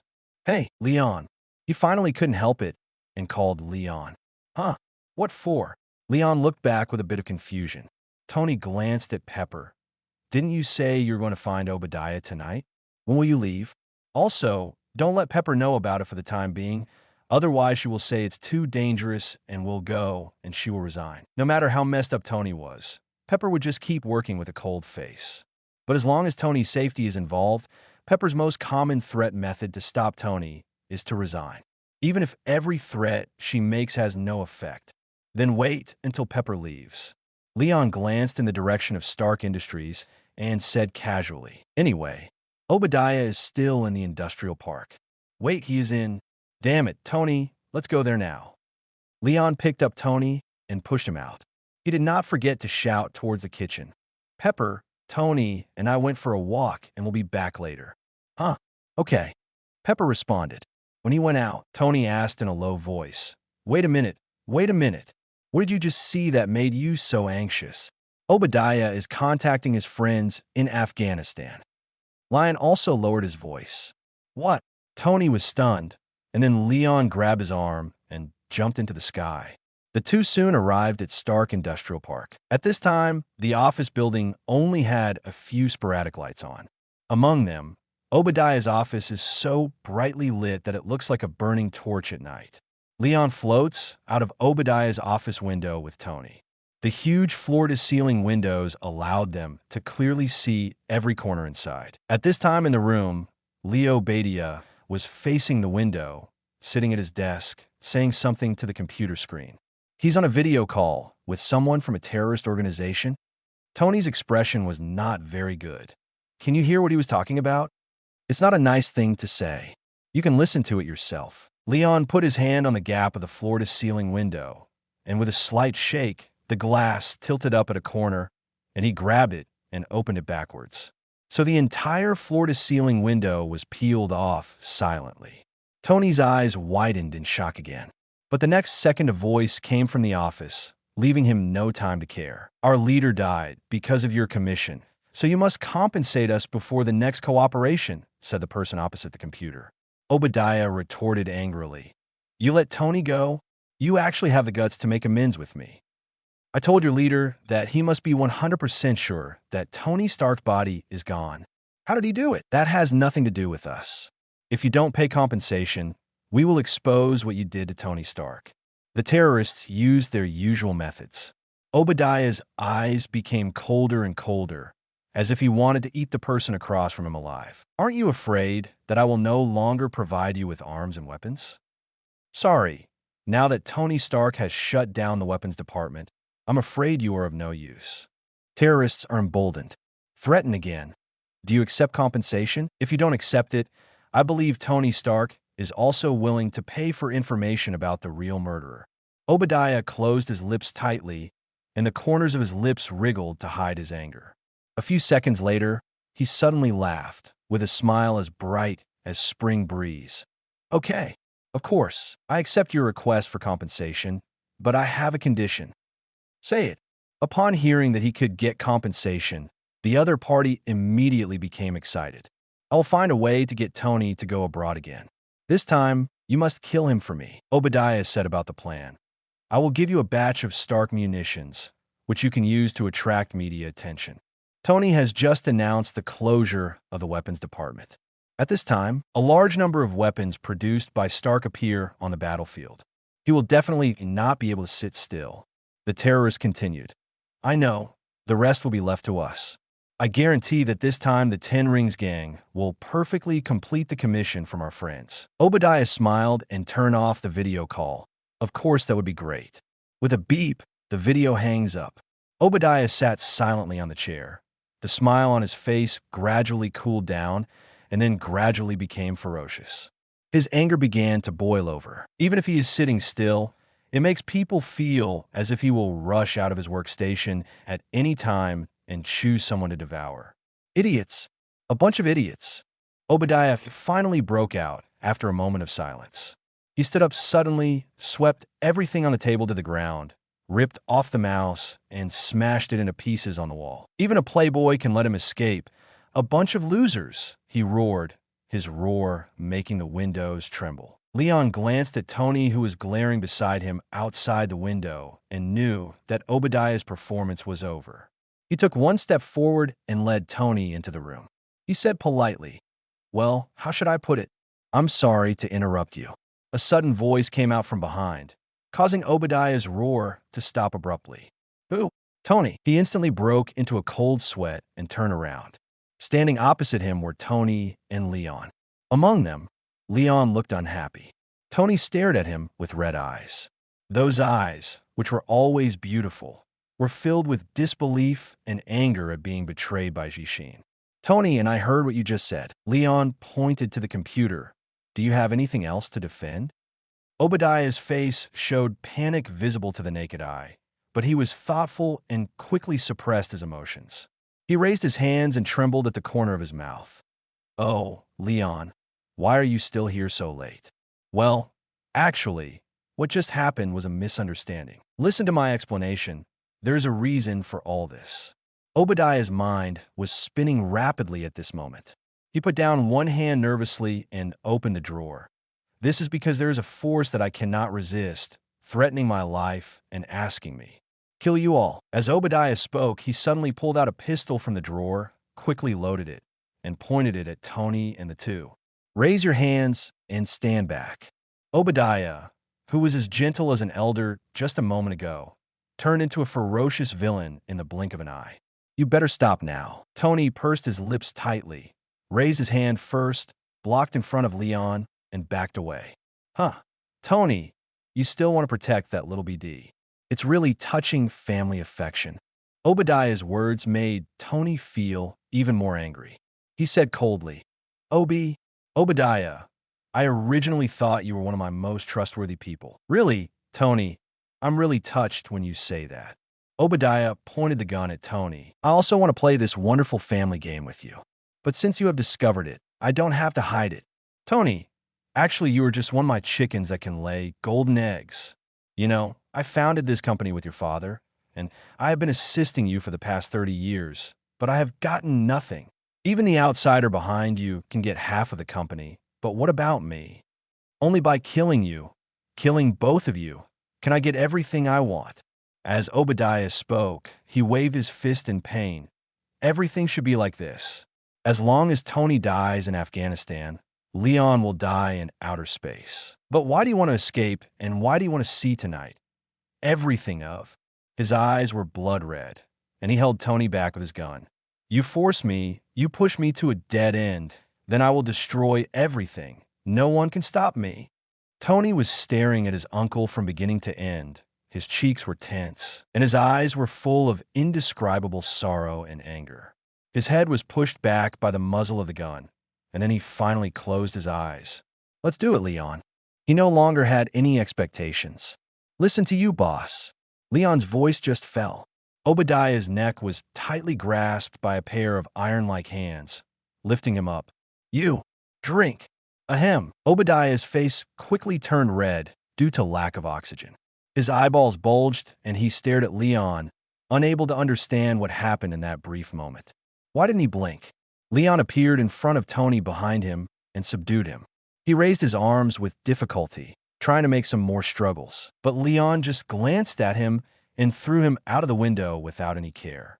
3 seconds later, a heavy landing sounded outside the window. It sounds like Obadiah has been reduced to peanut butter. Why bother? Leon sighed, walked to the desk, first connected the phone to the data cable, and then plugged it into the computer. Computers at the top of Stark Industries are generally not connected to the internet, so if you want to invade, you can only connect manually.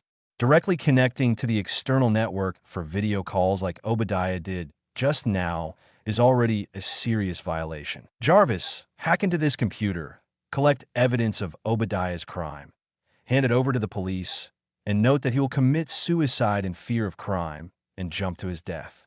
Okay, Master Lion. After arranging the task for Jarvis, Leon turned around and saw Tony still standing there, just a little slumped. He walked over and patted Tony on the shoulder. It's all over. Go back and have a good sleep. Otherwise, we can meet up with some cover girls this week to relax. Tony's mournful expression stagnated for a few seconds, and he couldn't laugh or cry. You kid. Chapter 11 Pepper's request, Obadiah Stanny, Chief Operating Officer of Stark, fell to his death in Stark Industrial Park 3 days ago. Based on official findings, the death of Obadiah Stane was not caused by others, but committed suicide out of fear of crime. Police announced. Stanny has repeatedly conducted arms transactions with foreign terrorist forces in his own name, and committed multiple murders, interference in other countries' internal affairs, and other serious crimes, including the attack on Stark Group President Tony Stark a few months ago. It was also attributed to Obadiah Stanislav. For more detailed reports, we are now contacting reporters at the front. Leon was pacing in the hall, watching the news, and stuffing a piece of cheese pizza into his mouth. It's great. Now the stock that just went up after I showed up at the company the day before yesterday has to fall again, like a roller coaster. Leon was angry at himself. Although this has no impact on me, I still feel very sorry for the investors who support Stark. He thought for a while, opened Twitter, and posted an update. The Obadiah incident was just an accident, and the Stark Group is inseparable from evil. Please continue to believe in Stark Group and support Stark Group stocks. You will definitely be able to wait until the day you return with a full load. Stark never disappoints his supporters. With a picture of leftover pizza on the table. So a few seconds later, the comment area under his feed exploded. Hundreds of scolding comments appeared immediately, as if buying a house on Twitter. Look at that Obadiah. Such a person could still be the chief operating officer. Stark Group takes juju pills.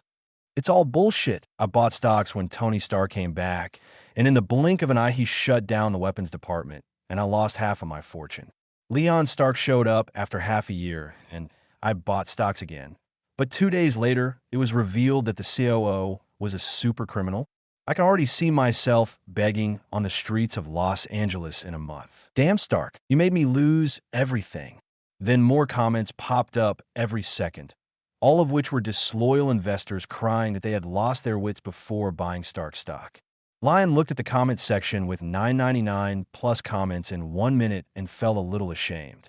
Well, it seems that Stark shareholders have their own ideas. Forget it. I believe everyone will have a bright future, be safe and happy. At this time, Pepper came over with coffee. I thought I heard you praying for stock investors just now. Actually, it's not. Leon looked at Pepper's expression and had a bad feeling. But Pepper went on talking alone. To be honest, Leon, if you really want them not to suffer too much, you should go and call up Tony, who has been missing for 3 days now. Then you go back to your chair in your own company and make good money instead of leaving everything to me. Pepper was a little manic when she talked about her work because the burden on her shoulders was so heavy. Tony doesn't know what he's doing. Obadiah has committed so many crimes and deserves death. And you are at home basking in the sun every day. How can I do so much work alone? She complained very fast. Stark Industries, Stark Network, Stark Electronics Technology. Even if I have 3 heads, I can't handle so many things. And you, Leon, you still have time to pray for the investors. The more Pepper talked, the angrier he became, and he pushed the coffee in his hand to Leon. Oh my God, now that I'm sifting through it, I realize how crazy I have been these days. Leon, I ask you to tell Tony that if he doesn't come out of that damn laboratory, I will resign. And you, Leon, my boy, if you don't manage your own internet company, I will also resign. After saying that, Pepper angrily warned Leon with serious eyes, turned around, and clicked out the door on her high heels. She had to go to that damn class again. Leon opened his mouth on the sofa. He wanted to say a few nice words to make Pepper persist. But it seems that it is really too much to leave all the decision-making work of the 3 companies to Pepper. He scratched his head. Maybe I should go back to the company. No, how could I even think about going to work? Damn it. What I should do is let Lau Keo stop taking vacation and go back to work. Yes, that's it. Leon clapped his hands and asked Jarvis. Jarvis, is Joe Bush still on vacation? You inform him and let him go back to work as soon as possible. Sorry, Master Lion, Jarvis said. In fact, Mr. George Bush's vacation just ended yesterday, and he has returned to the company at 4 o'clock this morning. 4 o'clock? 4 o'clock in the morning. Leon exclaimed. It turns out I'm misunderstood. Old Keo is really the best CEO in the world. If I have the opportunity in the future, I will definitely establish a World Outstanding CEO award and award it to Lau Keo every year. You said, since old Joe is already at his post, Pepper shouldn't be angry anymore, right? This question made Jarvis silent for a few seconds. Master Lion, I'm afraid not. Because Mr. George Bush is only in charge of Stark Electronic Technology and handles some of the Stark Network work on his behalf. Miss Pepper is still doing the other work. Leon thought thoughtfully. That's right. This was indeed the arrangement when I left half a year ago. But Tony would also participate in the management of the company at that time. Jarvis, do you have any suggestions? Master Lion, in order to prevent Miss Pepper from resigning, I suggest that you return to work temporarily and wait until you find a successor president before you go home and continue to bask in the sun. Leon immediately shook his head. That won't work. Sunbathing is the most important thing. so we can't delay it. Besides, I've been doing more than just basking in the sun these past few days. You also know what I've been up to. 3 days ago, Leon asked Jarvis to collect all the fighting tutorials on the internet. After these few days of study, he has mastered most of the fighting techniques. Jeet Kune Do, Muay Thai, Krav Maga, Judo, mixed martial arts, Bajikwan. However, the more he learned, the more Leon found that his control over power had become stronger, but his combat effectiveness had hardly increased. This makes fighting skills quite useless. Think about the world we live in now. Anyone he can hit can be killed with just one slap. If you can't beat him, you may not be able to resist even one of the opponent's moves, even if you try your best. These fighting techniques can only be used when fighting against evenly matched enemies. But there are very few people who can evenly match him. Odin counts as one, Purple Potato counts as one, Captain Marvel counts as one, and there are really only a handful of them. But your fighting skills have reached their upper limit, and there is no point in continuing to practice. Jarvis suggested again. So why not go back to work, which will not only make Miss Pepper happy, but you can also have a fulfilling day. Jarvis, why do you seem to want to go to work so much? Leon was stunned for a moment. What did he think of? Ah, I see. You were protesting that I dragged you into the water in front of Tony 3 days ago. Well, Jarvis, you still say that you have no subjective thoughts, but you have obviously begun to have the human emotion of grudge. Jarvis' light ball flashed on the screen. Master Lion, I will not do anything detrimental to you, but you will encourage me to do things that delay my becoming stronger and make me unhappy. Leon spread his hands. He thought for a while. Well, let me go down and call Tony up first, and then go find a president for the company. Then all the worries will be gone. As you wish. Jarvis was still very considerate. Chapter 12, Who is the Wisdom of Mortals? When Leon entered the laboratory, he found that except for several arc reactors and a stack of DC comics on Tony's desk, there was nothing special. Even Tony isn't here. Tony. He looked around. Where are you? Leon's super hearing does not stay on at all times. Just like Superman in the movies, he has to concentrate and let his brain discard most of the external information in order to live in a quiet world. When he didn't get a response, Leon listened slightly, looking for Tony's movements. It turns out it's in the garage, but why does it sound a bit noisy? When Leon finds Tony in the basement, he looked like he had thick dark circles under his eyes, but he was full of energy. He wears mechanical shoes with exposed wires on his feet, holds a controller in both hands, and is directing the little assistants. Bin, you continue to take the video. Dai, go over there. Yes, it's right there. You're responsible for putting out the fire. Then Tony stood in the center of his improvised experimental platform and took a few deep breaths. Okay, let's give it a try. First, activate 10% of the thrust and prepare to take off. Phew. Tony shook his shoulders and took a deep breath to adjust. Come on, 3, 2, 1. He pressed the control device in his hand, and a powerful jet of flame suddenly shot out from the iron shoes under his feet. Laugh. The ferocious thrust sent Tony flying into the air. Then it hit the ceiling hard with a thud. Obviously, the impact was not light. Oh, Tony shouted in pain and fell to the ground. The intelligent robotic arm on the side determined that the situation complied with the instructions and immediately released fire spray. Oh, that must be painful. Leon looked at Tony, who was covered in white spray, and sighed with his head back. Leon.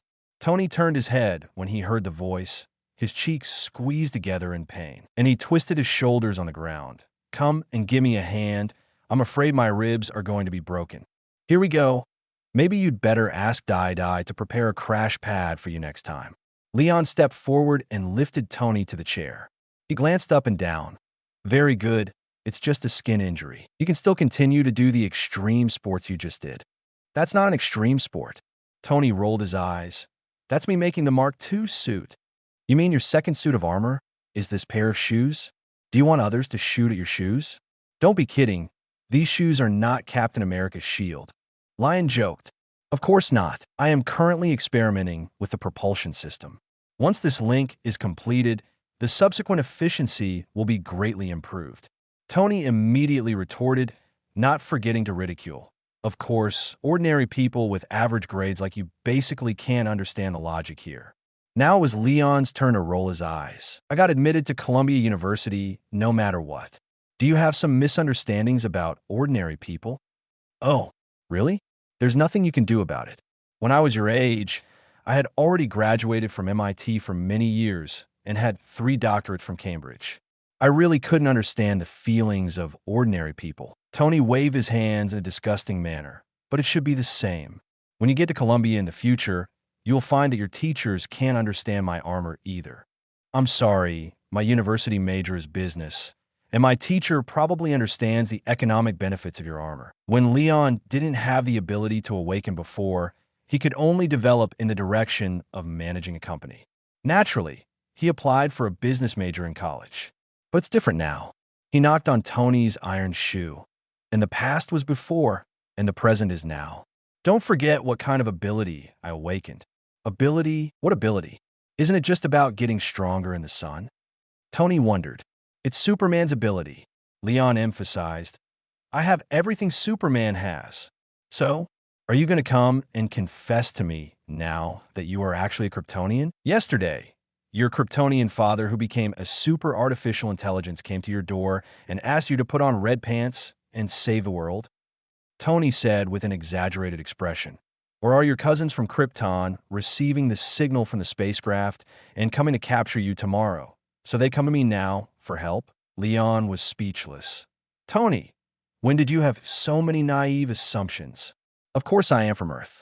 You took me for so many physical examinations when I was a child, and you still don't know. Leon is undoubtedly from Earth. 19 years ago, he traveled to this world and became a baby.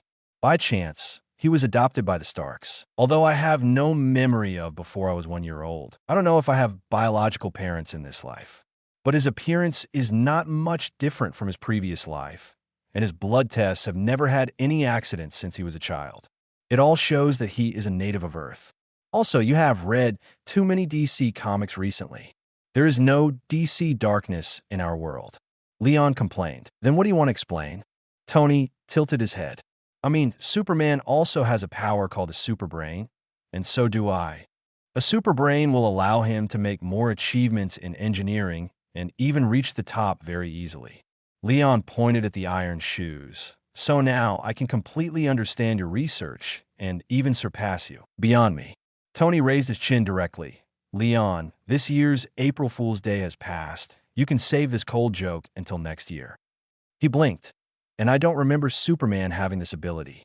If he had a super brain in the comics, would he always be able to rush forward and shake his fist whenever he encounters an enemy? Leon smacked his lips. Maybe his super brain told him that when facing difficulties, he must first learn to trust his superpower. Isn't that just a fool's brain? Tony concluded. So you still can't understand my armor. Leon didn't want to argue anymore. Stop it. The pointless argument ends here. People like you who only read half of the comics are the most annoying. Then you can finish the Superman comics for me and then refute me.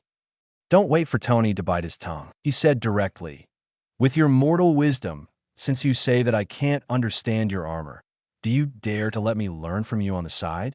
Leon raised a finger. It only takes 1 day, and your knowledge will become my knowledge. And in 3 days, I will build a better armor than you. What did you say? Tony wasn't sleepy now. What he can't bear the most is other people's provocation in his professional field, especially when the provocation comes from his stupid brother. This is the funniest joke I've heard in 2008. As if the pain in his chest disappeared for a moment, Tony jumped out of bed and looked directly into Leon's eyes. I accept your challenge. He issued a declaration of victory. Mortal wisdom? Huh. I will return this title to you in 3 days. Follow me. He waved his hand, returned to the experimental site, and began to command the intelligent robotic arm. Didu, you go and clean up the scene. Bin, go get the materials. Others, wait for me to design a new spray structure. Leon squinted his eyes and looked at the arrogant Tony in front of him, and the desire to win in his heart also burned. Jarvis, send all the knowledge about exoskeleton mecha to my Stark pad. I will understand Tony's design within half an hour. Okay, Master Lion. Jarvis agreed first. Then it asked, "But, Master Lion, do you still remember your purpose of finding Tony and Ms. Pepper's previous request?" "Pepper? What's wrong with Pepper? Leave it alone for now." Leon twisted his arm. "I'm going to let Tony know what a super brain is today." Chapter 13, Your Knowledge is Now Mine. Tony was full of fighting spirit and began to conceive the design drawings, while not forgetting to observe Leon on the side. He quietly paid attention and found that what Leon was learning was actually the most basic mechanical structure. So he couldn't help but smile in advance, as if he had a winning chance. It's different when you have the motivation to compete. In just the past half hour, Tony has perfected the propulsion system that has been his most troublesome thing in the past 2 days. It can be said to be an explosion of inspiration. Leon has already finished learning about exoskeletons and has begun to learn circuit construction. Tony paid a little attention and smiled proudly again. He thought that Lion was giving up because he couldn't learn the knowledge of exoskeletons, so he changed his direction. Have you found it difficult to learn the knowledge of war armor? It doesn't matter. Let's start with the simple ones. Tony spoke like he was opening champagne.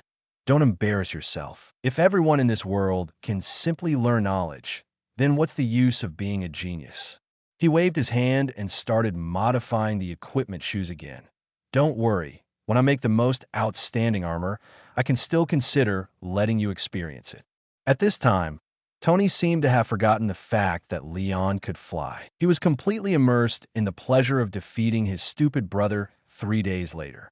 With the help of Dai, he even hummed the song Jingle Bells while modifying the injector. Lion ignored Tony, who opened a champagne at halftime.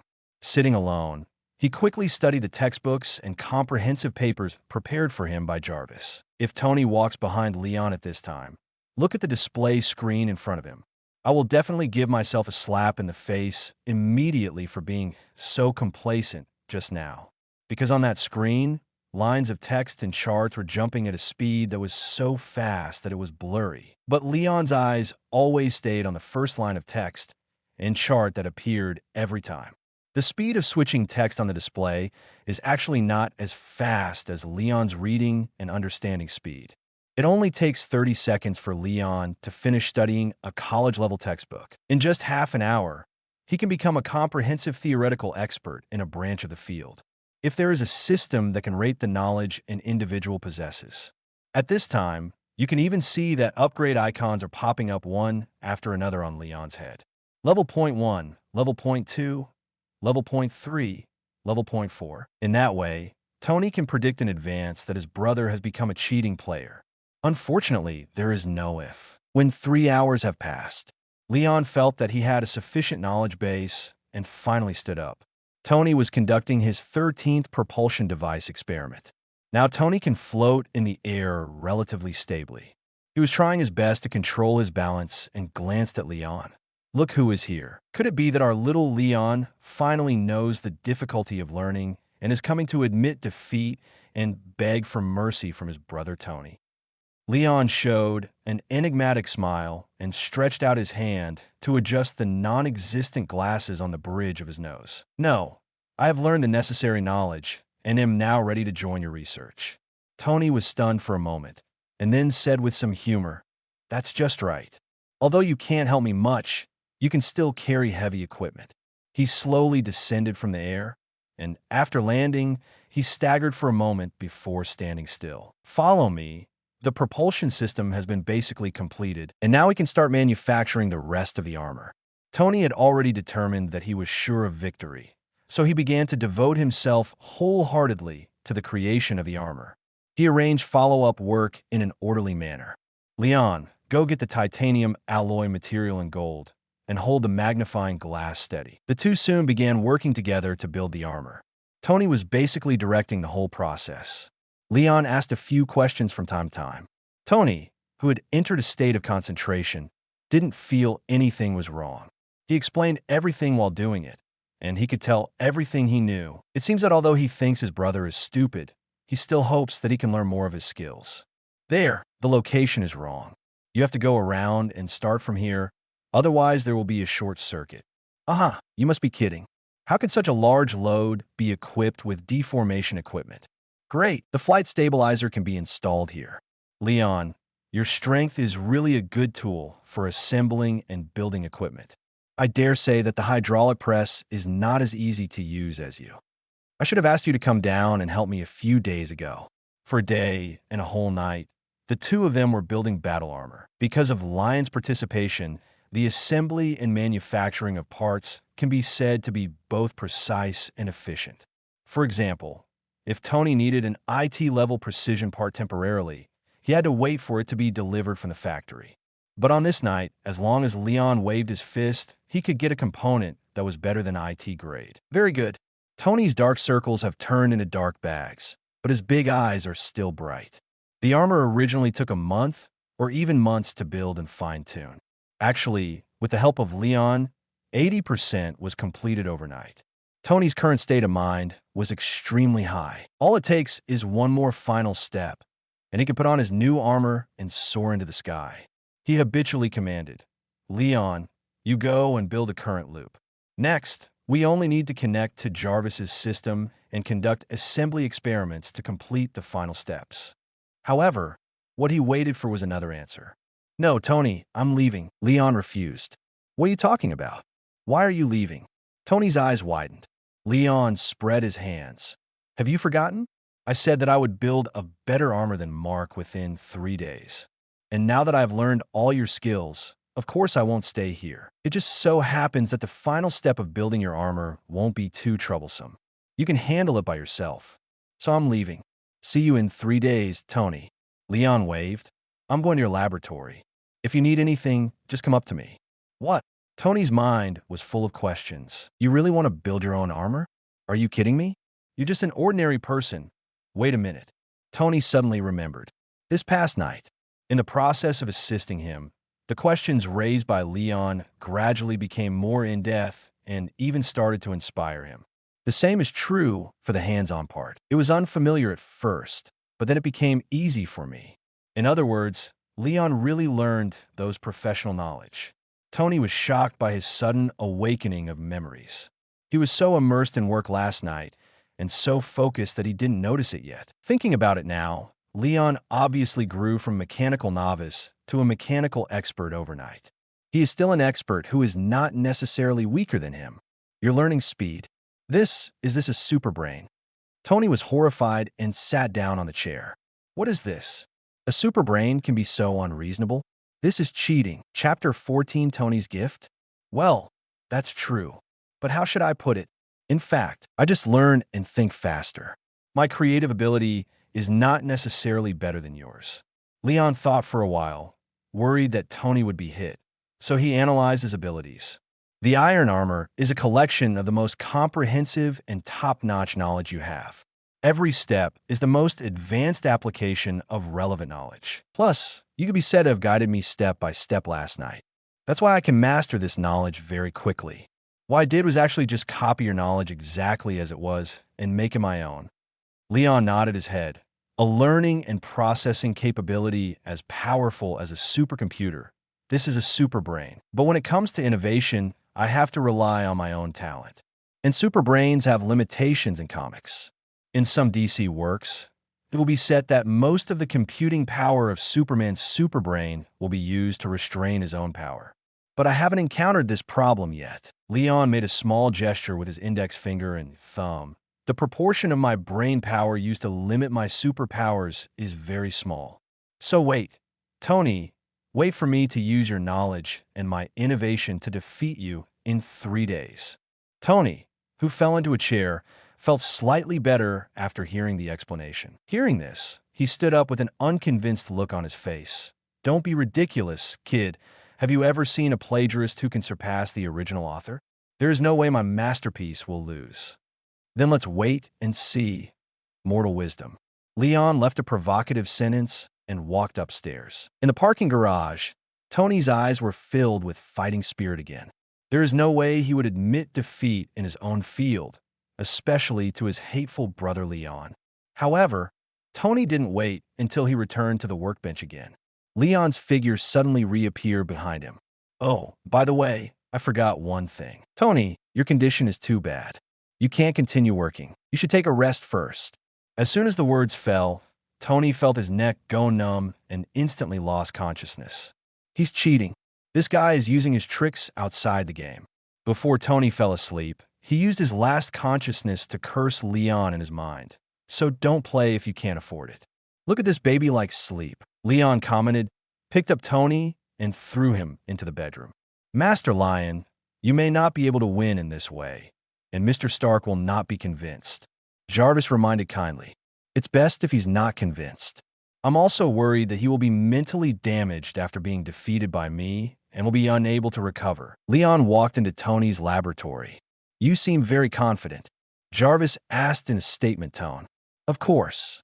Leon turned on the power supplies one by one in front of Tony's usual workbench. After all, the most important thing in the early stage of the armor is to improve its functions, and the requirements for technological progress are not high. And I happen to have several transformation plans in my mind that can be achieved without using more advanced technology. Just kidding, let alone the dozens of steel armors developed by Tony in the movie. It's the armor in the comics, which he also knew in his previous life. The research and development ideas for those armors were fantasies in the previous life. But in this world, it is a road that has already been trodden by other Tonys. He only needs to develop along these lines, and he can always be one step ahead of his brother. Poor Tony. He will live in Lion's shadow from now on. Leon happily moved Dudu and Binbin out of the garage and started making his own. Okay, Do, first put away the arc reactor that Tony has made on the table. Master Lion. Jarvis suddenly interrupted at this time. What's wrong? Miss Pepper is here. She's looking for you. It can't be done now. Tell her that I will be out in 3 days. But she's already down. Huh? Then tell her Tony is in the bedroom. Sorry, you might want to consider telling Miss Pepper the news yourself. After Jarvis finished speaking, Pepper went downstairs and appeared outside the transparent partition door of the laboratory. She caught sight of Leon, who was smiling and saying hello. She patted the partition glass angrily, entered the password on the door, and walked in. Hi, Pepper, good morning. Leon spoke first. When Pepper saw it, he said with an aura of provocation, You didn't go to the company yesterday, Leon. Leon was busy learning to make armor yesterday and had forgotten about it. He said with a sneer, But George Bush is gone. Old Joe is down to earth and hardworking. He will definitely be able to share your work with you. But that's not why you hide a home. Pepper looked at Leon's messy hair after staying up all night and couldn't help but straighten it. What did you do last night? Why are your hair and clothes so... Oh my God, could you have followed Tony's example again and called those cover girls and asked them to come to your home? Pepper's eyes became dangerous. Leon was like her child. If he was ruined by Tony's teachings, then she would definitely scold Tony today to the point of embarrassment. No. Leon interrupted hurriedly. What do you mean? I've never done this before, and I will never do that kind of thing in the future. Pepper, don't worry. It's all Tony's fault that I'm like this. He clarified the relationship. I came down yesterday and asked him to come back to the company to show up, but he dragged me to make the armor. He rolled his eyes and snatched the oldest arc reactor from Dai's hand. Look, Tony has prepared a gift for you. A gift? Pepper became curious, and her attention was diverted to the arc reactor. This is from Tony's chest. Yes, that's the one. Lion artificially polished it. This gadget is an arc generator, a brand new cold nuclear reaction energy source, which represents the future of mankind. What Tony has been doing these days is research related to this little thing. That's the next step he planned for Star Company, to bring better benefits to the world. And this arc reactor in my hand was given to you by Tony, Leon Uizu said. This is a life-saving device he built in the cave of a terrorist organization. It is also the world's first small arc reactor.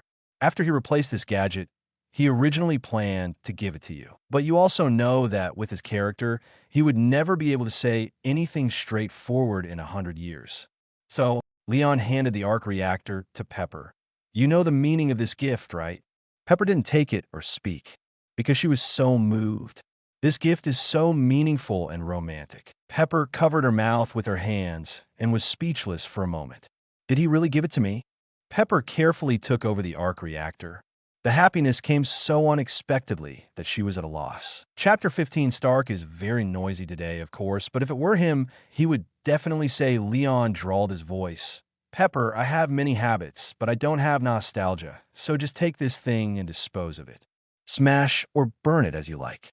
Puffed. Leon imitated him so much that Pepper couldn't help laughing. She looked at the arc reactor in her hand and couldn't get enough of it. That's indeed what he would say. Pepper smiled broadly. Then where is he now? Leon shrugged. He was sleeping. He had been doing research all night a few days ago, so I knocked him out. I haven't slept for several days. Oh my God, Leon, you did the right thing. Is he in the bedroom now? Of course, go up and see him quickly. Okay, I'll go right away. Pepper nodded repeatedly and left the laboratory briskly and hastily. Before leaving, she didn't forget to look back. Leon, you too? You have to take a good rest, you know. I know. Leon showed a big smile. After packing these gadgets, I'm going to have a rest. Pepper gave him a look of affirmation. That's the best. Watching Pepper disappear into the corridor, Leon breathed a sigh of relief. Phew, Saul. Jarvis spoke up. Master Lion, is it really okay for you to do this? Mr. Stark did not. What's the matter? If it weren't for me, Tony would definitely leave the arc reactor to Pepper, and his words would be similar to what I imitated. Leon didn't care. Simulate it yourself and see if it's the same result. Jarvis paused for a few seconds. ZZ, based on Mr. Stark's past behavior pattern, the simulation results are 83% similar. Yeah, I just beautified the process. Leon spread his hands. As far as the results are concerned, Pepper got happy, Tony got happiness, and I got free time, a win-win-win situation. Jarvis immediately said, Mr. Stark will definitely be grateful to you if he knows. Leon raised his eyebrows. He must be grateful. Okay, no one will bother you now. Let's officially start making the armor. When Tony woke up again, the world seemed a little weird. Pepper became very gentle. Jarvis always asked him how he was feeling today. As for Leon, this treacherous boy is not even allowed to enter the laboratory. That's his own laboratory. Humph! With Leon's secretive attitude, he might not be able to make a suit of armor, and he's afraid of losing face, so he won't reveal anything. Tony made a malicious guess after discovering that he had slept all day. Very good. Tony angrily walked into the underground garage and began to assemble his armor. Even if I can't enter the laboratory, I will beat Leon in the competition 2 days later and then pour a cup of heated Coke into his mouth. Now, Doo-Doo, go and push the bracket over. Then Bin. After waiting for a while, Tony realized something was wrong. I? Where are you, I? And Bin. He searched around and found that none of his intelligent robotic arms were there. I can't believe it. Leon didn't even leave me an arm. They all turned into his shape. Tony went crazy. In the end, Tony ran back to the laboratory and got his little assistance back from Leon. After all, he doesn't have super strength. If he wants to assemble the armor, he must rely on machinery. 2 days later, it's another rare sunny day. Los Angeles West Coast. The refracted sunlight and waves on the sea merge into one, and each wave is a prism. Looking out from Stark's mansion, the sea thousands of miles away is sparkling. Sailboats and cruise ships are coming and going on the sea, which is a peaceful scenery. But even this tranquility cannot reduce the smell of gunpowder in Stark's mansion today. In the cool-toned underground garage, sunlight slants in from the entrance, dividing the space of hundreds of square meters into dark and bright halves. Leon walked into the underground garage from outside. Under the sunlight, his hair seemed to be somewhat transparent, shrouded in a golden shimmer. Tony was sitting at the far end of the garage. He wore a felt hat as appropriate, with the long brim covering his face. I'm here, Leon said coldly. I've been waiting for you for a long time. Tony's eyes were hidden under the brim of his hat. You are destined to lose. You shouldn't have come. As Tony's words fell, a burst of passionate and sharp music suddenly sounded, echoing in the garage, as if someone would pull out a gun and shoot at any time. WTF? Tony was startled. He actually jumped out of his chair. Maybe you feel that you have lost your momentum and lost the city first. Tony took off his hat and threw it on the table, asking angrily, Jarvis, What the hell is this music? Mr. Stark, this is Extreme Ways that Master Lion asked me to play in advance. It is an episode from the movie The Bourne Supremacy a few years ago. Tony could no longer be speechless. Leon, what we are competing against today is armor, not a gun battle. Do you want to take out your gun and kill me if you can't compete with me later? What are you talking about, Tony? Leon said he didn't understand. I'm telling you with exciting music that you will lose today's competition. Really? If talking big can lead to a winner, then those underground rappers in the United States will be the kings of the world. Tony insinuated. Leon was unmoved. You are talking so shamelessly even before you show off your armor. Who is the one with a guilty conscience? Then show me what you have built in the past 2 days. Tony looked around deliberately. But why is there nothing here except you? Could it be that you can't actually build a battle armor at all, and you are just trying to hold on and refuse to give in? Tony opened his hands. Leon, don't be like this. As a brother, I have always taught you to be honest. I can forgive you even if you apologize for things you can't do. Oh, don't worry. You can see it later. Leon smiled. Why not now? Tony raised his chin. Leon pointed his finger at Tony and said, because according to international practice, ladies are given priority. Tony's face darkened. Boy, I didn't remember that I taught you to talk to a gentleman like this. Really? Leon crossed his arms on his chest. Then who told me that ladies come first on my graduation day when I was about to give a speech? That was almost a year ago. Tony pinched the bridge of his nose. But you taught a young gentleman how to speak to another gentleman. Leon's posture remained unchanged. Okay, fine, it's my fault, but you can't say such things again in the future. It's very rude. Tony was rarely serious. Leon nodded. Of course not. I will only say this to you. Tony simply turned around and stopped talking harshly to this little BD. Chapter 16. Talking before a competition is an essential part of communication. Tony stood in front of the experimental site he had built. In the middle of the field is a huge bracket. Underneath the stand, standing there was a big guy, 2 meters high, covered by a wide black cloth. Its edges and corners lift up the black cloth, giving it a human-like shape. That's obviously Tony's suit. You have to feel honored. Tony opened his hands. You will witness the debut of the greatest masterpiece in the world. And witness it twice. Leon did not deny it. It seems that's right. Come on, please start your performance. Tony's expression became more serious. He kept his hands open. Let's get started, Jarvis. Crunch. After the order was given, several mechanical arms stretched out from the bracket behind Tony and peeled off the black cloth. A steel-colored battle armor suddenly appeared. The steel-like flowing shell of the armor reflects the sunlight like water. Suddenly, it seemed as if the basement was a little brighter. Several robotic arms kept moving, removing the parts of the armor one by one, and then began to dress Tony. The pieces of steel scales overlapped Tony's body and enveloped him, as if they were alive. When Tony completely put on the steel armor, the mechanical arm naturally moved away, and the armor's eyes suddenly lit up with a faint light. Tisk!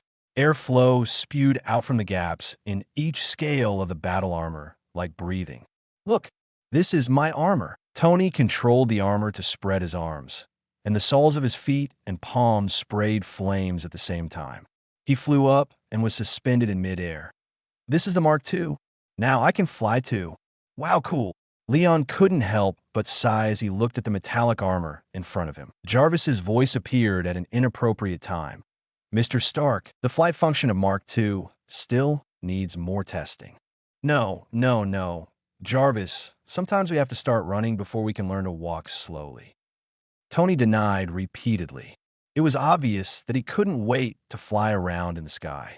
Tony levitated, flicked off his visor, and looked at Leon again. The Mark II is equipped with a series of equipment, such as flight stabilizers and palm impact beams, which can be said to be 30 years ahead of the world. Now it's your turn. Where is your armor? Leon did not answer immediately, but walked around Tony. Made entirely of titanium steel, with new energy as the core, and equipped with the Jarvis system, it is indeed a masterpiece that spans the ages. Then the voice changed. But this is not enough. I remember that there is gold in the spare materials, but you didn't use it. This will be a failure. Tony was confused, Why do we need to add gold material to build the armor? That is superfluous. In a few minutes, you will find the answer to this question on my armor.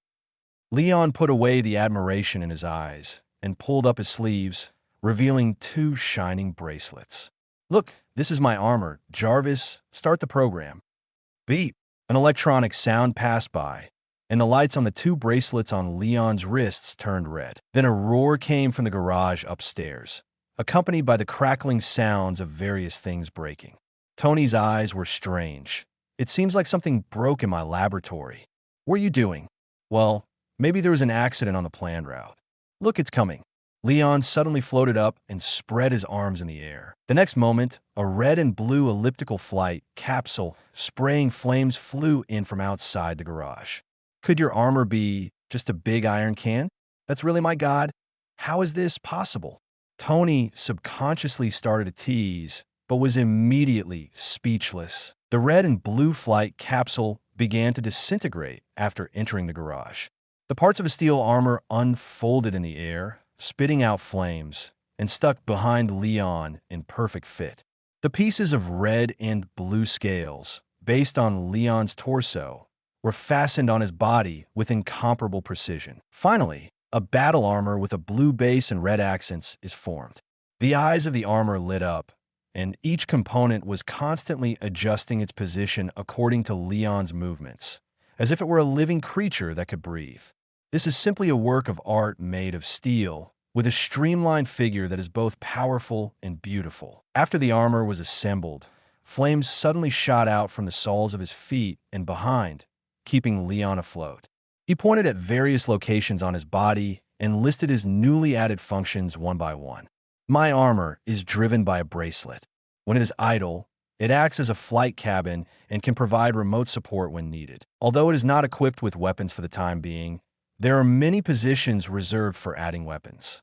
The most important thing is that this suit of armor has a propulsion device on the back, which allows you to free your hands during flight and use it to fight or wave to say hello. In addition, there are many functions, such as the new liquid filtration function, which allows users to solve problems anywhere during flight. Even though Tony was so surprised that he opened his mouth, he hurriedly interrupted. Wait a minute. What I said just now seems a bit disgusting. Are you going to pee while wearing the armor? Don't you find it disgusting? Oh, really? I thought you would like this feature. Leon narrowed his eyes. If others don't know, how can he not understand Tony? This liquid filtration function was specially shown off by this guy in a movie. The reason why he interrupted him now was probably because Tony, an old man, couldn't stand the excitement and had to pick some bones in the egg. Would I like it? Just kidding. This disgusting, useless function is a blasphemy to the armor. Tony said seriously. Leon raised his eyebrows. Then anyway, I won this competition, right? He clapped his fingers. Your armor doesn't have as many functions as mine, and it's not as easy to wear as mine. There's so many differences, so... No, Leon. You made a mistake. Tony quickly started to make up for it. What is a battle armor? It's a weapon. Its main function is combat. It's a waste of time to have so many additional abilities. So, Leon motioned for Tony to continue. So, when comparing armors, the most important thing is to compare their performance, such as speed, environmental adaptability, and strength. I have no objection. So how can we compare? Leon thought for a while, and then he started to think about it. I suggest that we fly to the sky together and see who can fly faster and farther. Tony snapped his fingers. I think so too. Okay, let's go out. Let Jarvis shout start, and then Leon increased the thruster power and flew outward. Oh, Leon, are you going to compete with me in armor? Tony felt something was wrong. How else can we compare? Leon stopped. Chapter 17, everyone is winning. I mean, you can fly by yourself, right? What if your armor isn't fast enough and you fly faster than me? Tony finally remembered that Leon's own speed was dozens of times that of the steel armor. Am I the kind of person who cheats? You don't know how to cheat, so why did you knock me out 2 days ago? Okay, then I will come out of the armor, Jarvis, and you'll control the armor. Wait, Jarvis will control it? You mean, this armor of yours can be completely unmanned? Tony hasn't gotten to that point yet. What do you think? My armor is strong. It's a good idea, but I've thought of this before, but I just didn't have enough time. Then you are really awesome, Tony. Ahem. Okay, Jarvis, are you ready? We're going to start a competition. Tony changed the topic with a little hesitation. Okay, Mr. Stark, I will start the timing in 3 seconds. Are you ready? I have long been ready. Jarvis gave the order. Ready? 3, 2, 1, start. The two armors ignited their thrusters at the same time, took off at full power, and soared into the sky, with long tail flames streaking across the sky. Leon looked at the clouds where the two disappeared and couldn't help but complain. Actually, if you ask me, both armors are very slow. Sure enough, war armor has no other effect on me except feelings.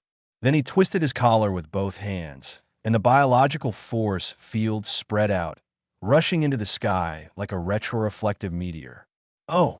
Tony continued to accelerate in the sky. He had never had the experience of soaring so freely in the sky. The sky has been high above humans for millions of years. Flying into the sky and conquering the sky are the desires engraved in human genes. No wonder so many people have tried to fly in history. This feeling is really great. Tony was so excited that he felt proudly that he was the king of machines who would win at this moment. Jarvis, is Lion's armor far behind me now? He felt the answer was yes. However, Jarvis is always so ruthless. I'm sorry, Mr. Stark. I'm sorry to tell you that you have been thrown away by the mecha controlled by my subroutine. What? Tony was stunned. This is impossible. Sorry. The fact is that the distance between you and Master Lion's armor is already 700 meters. Tony raised his head and looked upward, but layers of clouds and mist in the sky made it difficult for him to see the scene above. This must be a mistake. Speed up, Jarvis. Speed up. The Mark II exploded with greater propulsion, pushed away the sea of clouds, and moved backwards. However, a few minutes later, Tony still couldn't see Leon's armor, not even the exhaust fumes.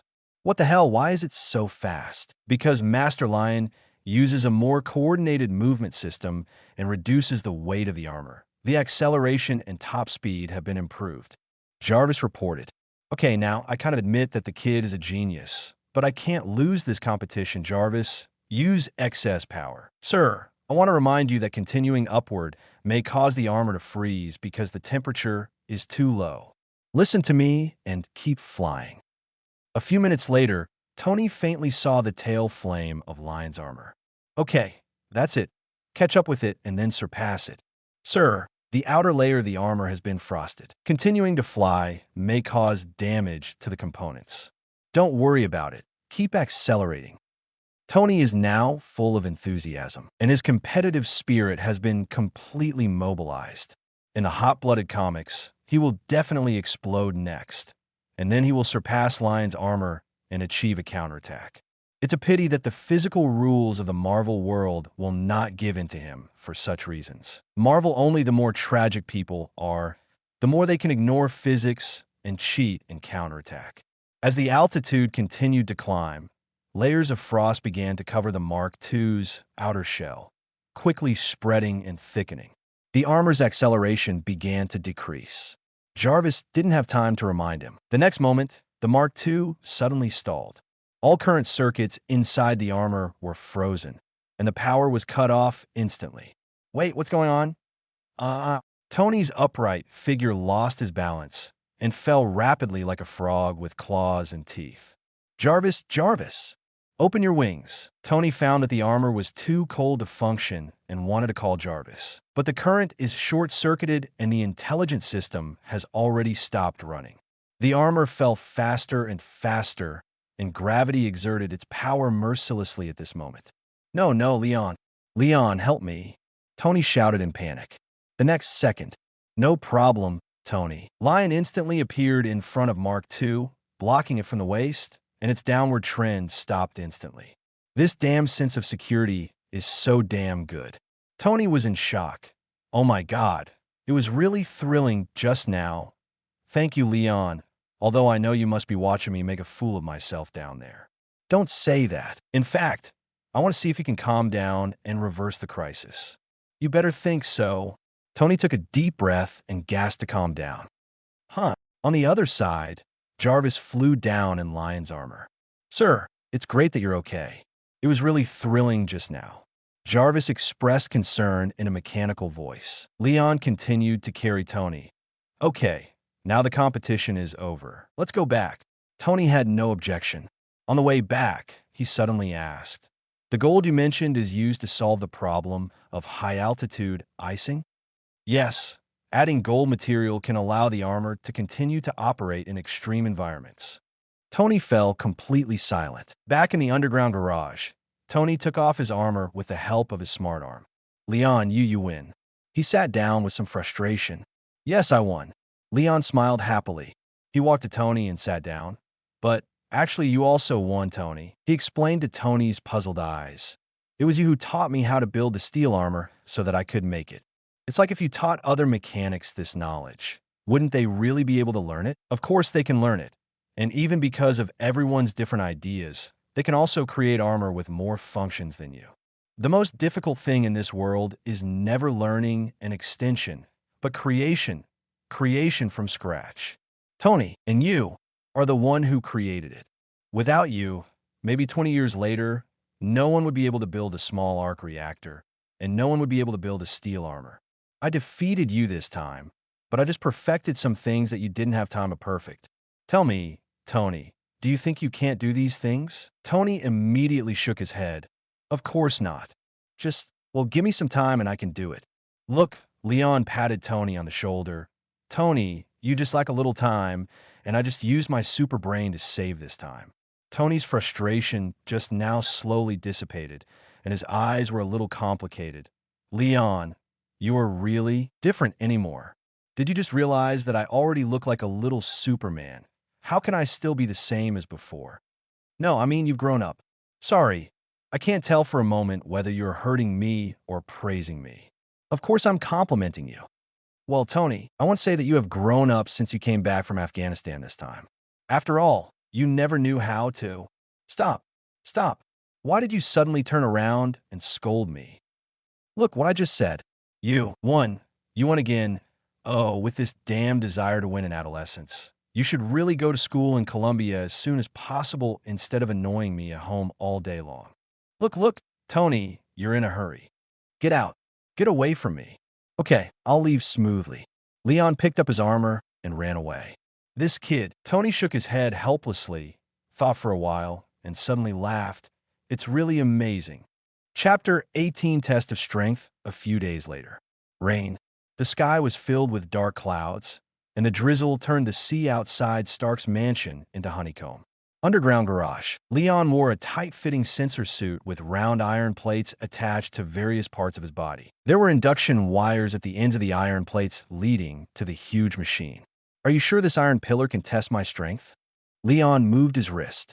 Today was the day he and Tony had agreed to test their powers and new abilities. Then the sky just dawned, when the sun struggled to cast a few rays of light between the gaps in the continuous dark clouds. Tony happily dragged him out of bed.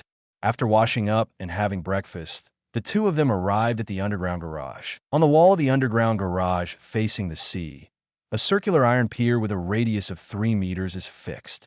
This is a prop to test your strength. Why do you always use a questioning tone to state a fact? Tony was very confident. He introduced, "After you went to space half a year ago, I had a premonition that such a day would come, so I built this strength tester here in advance. Much of it comes from a tungsten alloy that I specially synthesized. High melting point, high density, high wear resistance. It won't deform even if 1,000,000 tons of weight is placed on it. It won't be damaged even by an impact of tens of thousands of tons. The alloy I created during the process of synthesizing this tester, even if it is used to build ships, will be of a type far ahead of its time." Tony stood in front of the computer desk. "So don't worry, I can guarantee that it will not be damaged by you." Leon was still skeptical. "Tony, your confident look now is exactly the same as when we competed a few days ago." Tony was choked. "This is not the same thing. In short, you only need to stand in front of the tester, punch with all your strength, and leave the rest to me." "No, that's not safe," Leon said. "At least put on your armor." Tony slapped his forehead. "It's not safe for me to be more than 10 meters away from you?" When did you become so arrogant? Put on the armor. Leon repeated. Okay, I'll wear it. Tony raised his hands. As long as it makes our little princess feel at ease, I can wear it. The two bracelets on his wrists glowed red. A few seconds later, the red gold flight capsule flew into the garage and quickly transformed into a battle armor to wrap around Tony. Mark III. This is a new armor created by Tony directly copying Lion's data in the past few days. In addition to the fact that the energy source of this armor is not made of new elements, it has almost the same functions as the Mark VII in the movie. You know, the Mark VII is a battle armor that only appeared in the first phase of the Avengers, and its functions are extremely powerful. Parenthetical note: Leon helped to complete the project so quickly. Another bracket: Tony paid special attention to the liquid circulation function and deliberately excluded this function in front of Leon. He will definitely suffer from this in the future and then succumb to the law of true fragrance. Okay now, Tony stretched his legs and made a gesture. I'm looking forward to your performance. Leon pouted speechlessly. This old man even wanted to copy his lines. I hope the tester you build can be as hard as your mouth. He stood in front of the dark tester and took a deep breath. For a moment, the airflow in the basement began to surge into wind. Tony on the other side had never seen such a scene before. He looked around at the papers flying in the sky, feeling dumbfounded. Then he saw Leon slowly squatting back, his muscles bulging like the most perfect stone sculptures. Why? It feels like something's not quite right. Tony stared blankly at Leon, let out a low drink, and punched fiercely. Then the entire underground garage was turned upside down in an instant. Rumble. The roar like a missile exploding in his ears filled Tony's world. There were gravels and dust everywhere as far as the eye could see. The sudden strong wind blew Tony down. Tables and chairs fell on him, and he was about to be swept away by the hurricane to an unknown place.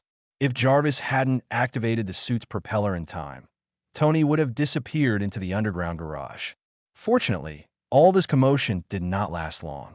After more than 10 seconds, the feeling of heaven and earth shattering left. The entire underground garage was densely dusty and visibility was almost zero. Cough, cough, cough, what happened? Tony turned off the propeller, fell to the ground, and staggered a few steps. Then, he heard Leon exhaling again. Call! The wind picked up again, but this time it was much gentler, blowing away only some debris and smoke in the air. Now the vision is clear. But Tony's brain shut down. The basement, which was originally a minimalist style, has now become a ruined version of the Syrian war. It's riddled with holes, like a dilapidated house. Everything in the room, including glass, machinery, lights, was gone. The dozen or so limited edition sports cars parked in the underground garage are gone. Even the tester on the wall, which he thought could withstand almost all impacts, had only a hole left. On the other side of the hole is the misty sea. My lord, the time comes in the afternoon. The location is a meadow outside Los Angeles. The characters are still two brothers, Leon and Tony. The drizzle kept falling, and Leon, wearing his shirt, kept knocking on a huge round iron pillar. You said this Iron Man, can withstand my strength. He complained, in the end, I didn't even use half of my strength, and it changed from a flat shape to a convex body, and it fell into the sea, so I had to go to the bottom of the sea to fish it out. Come on, Leon. Tony stood 50 meters away, wearing a steel suit, manipulating computer calibration data, and answering via the radio. God would never have imagined that your power would be so outrageous. God knows you've only been exposed to the sun for half a year, so how could your strength increase so much? It's almost like exponential growth. Look at the 3 months you spent in the sun in Los Angeles half a year ago. It took more than 90 days to increase the power by more than 400 tons. Jarvis and I built models based on data from that period. It is predicted that when you come back, your power will be between 1,000 tons and 5,000 tons, and your speed will not exceed Mach 5. Who would have thought you could be so strong? And look at the TV series Smallville. Clark Kent can't fly even in high school, but he has been in the sun for more than 10 years. Leon stopped what he was doing and pressed the headset. Do you still watch the Superman TV series? I think that movie was very well shot, and it showed Superman's journey of growth. But you probably haven't seen the second half, because Superman's expressiveness is outrageous. Tony retorted, then he doesn't get stronger as fast as you. Well, maybe it's because I'm an adult, or maybe it's because I'm more efficient in the sun and space. Lion guessed. He punched the tester hard again. Okay. The tester has returned to its original state. How to test it now. Chapter 19, this little power, is not enough. For the time being, we can't find a testing tool that can fully withstand your full punch. We have to change the method and use multidimensional data to estimate the approximate value. Tony always has flexible solutions. What do you want me to do? Leon asked. Exerting force in the air shouldn't affect your condition, right? It doesn't matter. I have a biological force field. Tony adjusted all the instruments and said on the radio. Then you fly up and push down the tester, just like Superman pushed the asteroid. Although this can't test your punching strength, it can test your pressing strength. We will test your punching speed later and let Jarvis combine the data to roughly calculate the strength of your punch. Okay. Leon jumped into the air, inverted his body in the air, and placed his hands down on the iron pillar. I'm going to start exerting my strength. Remember to use your best strength. Certainly, Leon's eyes narrowed, his muscles bulged, and he pushed down with all his strength. Tony reacted quickly. Almost instantly, the number on the screen jumped to 9 digits, which startled him, and the data was still rising rapidly. It wasn't until Lion roared in the distance that it stopped growing and began to fluctuate up and down. Okay, Tony's voice was trembling. Leon exhaled the breath from his chest. What is my thrust? Tony swallowed. 370 million kilograms, which is 370,000 tons. Jarvis predicts that your single arm strength should be between 140,000 and 190,000 tons. So high. Leon couldn't help but be surprised. This value is really not low. The steel-bodied Superman who just debuted in the DC movie has only 800,000 tons of power in the setting. Although it was his first appearance and was not fully developed yet. He had been exposed to the sun for more than 20 years. But he had only been exposed to the sun for more than half a year. Besides, this kind of power is basically enough for him to be invincible on Earth. But it's still not enough. Leon clenched his fist. The Earth is just a small pond, and there are many giants outside the pond. I still have a long way to go, and I have to continue to find ways to become stronger. Tony listened to Leon's thoughts on the other side and rolled his eyes. He was even put in the mood to refute by this wave of her sigh. So he directly operated the computer and started the next test. Next is the punch speed test. Punch at the highest speed you think you can endure when attacking. Leon thought for a while. I usually use the biological force field to protect the surrounding environment when I punch, so I will use the fastest punch speed that the biological force field can withstand at full strength. He stood on the iron pillar and made another power charging action. Shrink your waist, twist your hips, punch. A standard straight punch. The fighting skills he learned a few days ago allowed Leon to maximize his strength. It's just that he just swung this punch in the air without the tens of thousands of tons of power attached. Beat. Tony was still watching Leon from a distance. In his eyes, Leon didn't even move. As a result, a value suddenly popped up on his computer without any warning. 10,769 meters per second, close to Mach 32. Is this the maximum speed when you exert maximum force? Tony put his hands on the table and stared at the screen. Leon thought Tony was thinking the same thing as him and felt that the speed was too slow. It's a bit slow. Actually, I can go faster, but if I use my full strength to exceed this speed, my biological force field will be broken through and affect the surrounding environment, just like in the garage this morning. Tony smacked his tongue. It can actually be faster. This is simply a god on Earth. God is just like that. This is not enough. When I become stronger in the future, the biological force field will also become stronger, and the punching speed can also increase. Not enough. Tony felt puzzled. Do you know how powerful your punch of hundreds of thousands of tons would be at this speed?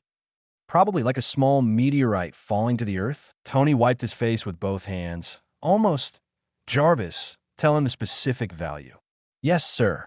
Master Lion, Calculate based on the model. With an acceleration reaching Mach 31 in an instant, a full punch from your single arm can explode with an impact of more than 1.5 trillion newtons in 1 second, which is equivalent to the simultaneous explosion of 240 Hiroshima atomic bombs. Tony slammed the table at this time. It is equivalent to the power of 3.6 million tons of TNT. And this does not take into account the fact that the force-bearing area of your fist is small and the pressure will be greater. Jarvis answered again. Yes, Master Lion, you are now a high-explosive hydrogen bomb that can walk at will. You also have unlimited firepower. Tony took 2 deep breaths. He was really excited now. Who would have thought that this little brother at home, who was noisy with him every day, would actually hide such a huge power? Do you still feel that your strength is not enough now? I don't know why you are so eager to become stronger. Could it be that I didn't protect you well enough when you were a child? No. Tony, of course you are very nice to me. You even hang me around your neck when trying to pick up girls, but there are many reasons why. Leon thought for a while, and it seemed that Tony was right. Isn't it just because he was worried about the time administration coming to arrest him every day when he was a child, and he had a psychological shadow, so now he desires to continue to become stronger? After experiencing the most powerless fear all day long, I understand more and more how important it is to have strength. What's the reason? Because I only care about picking up girls, so you're so jealous that you want to beat me with your super strength? Tony was confused and complained casually. Then I really should beat you. Leon pressed the communication earbud. Okay, let's proceed to the next test. There will be things that will shock you later for the next hour.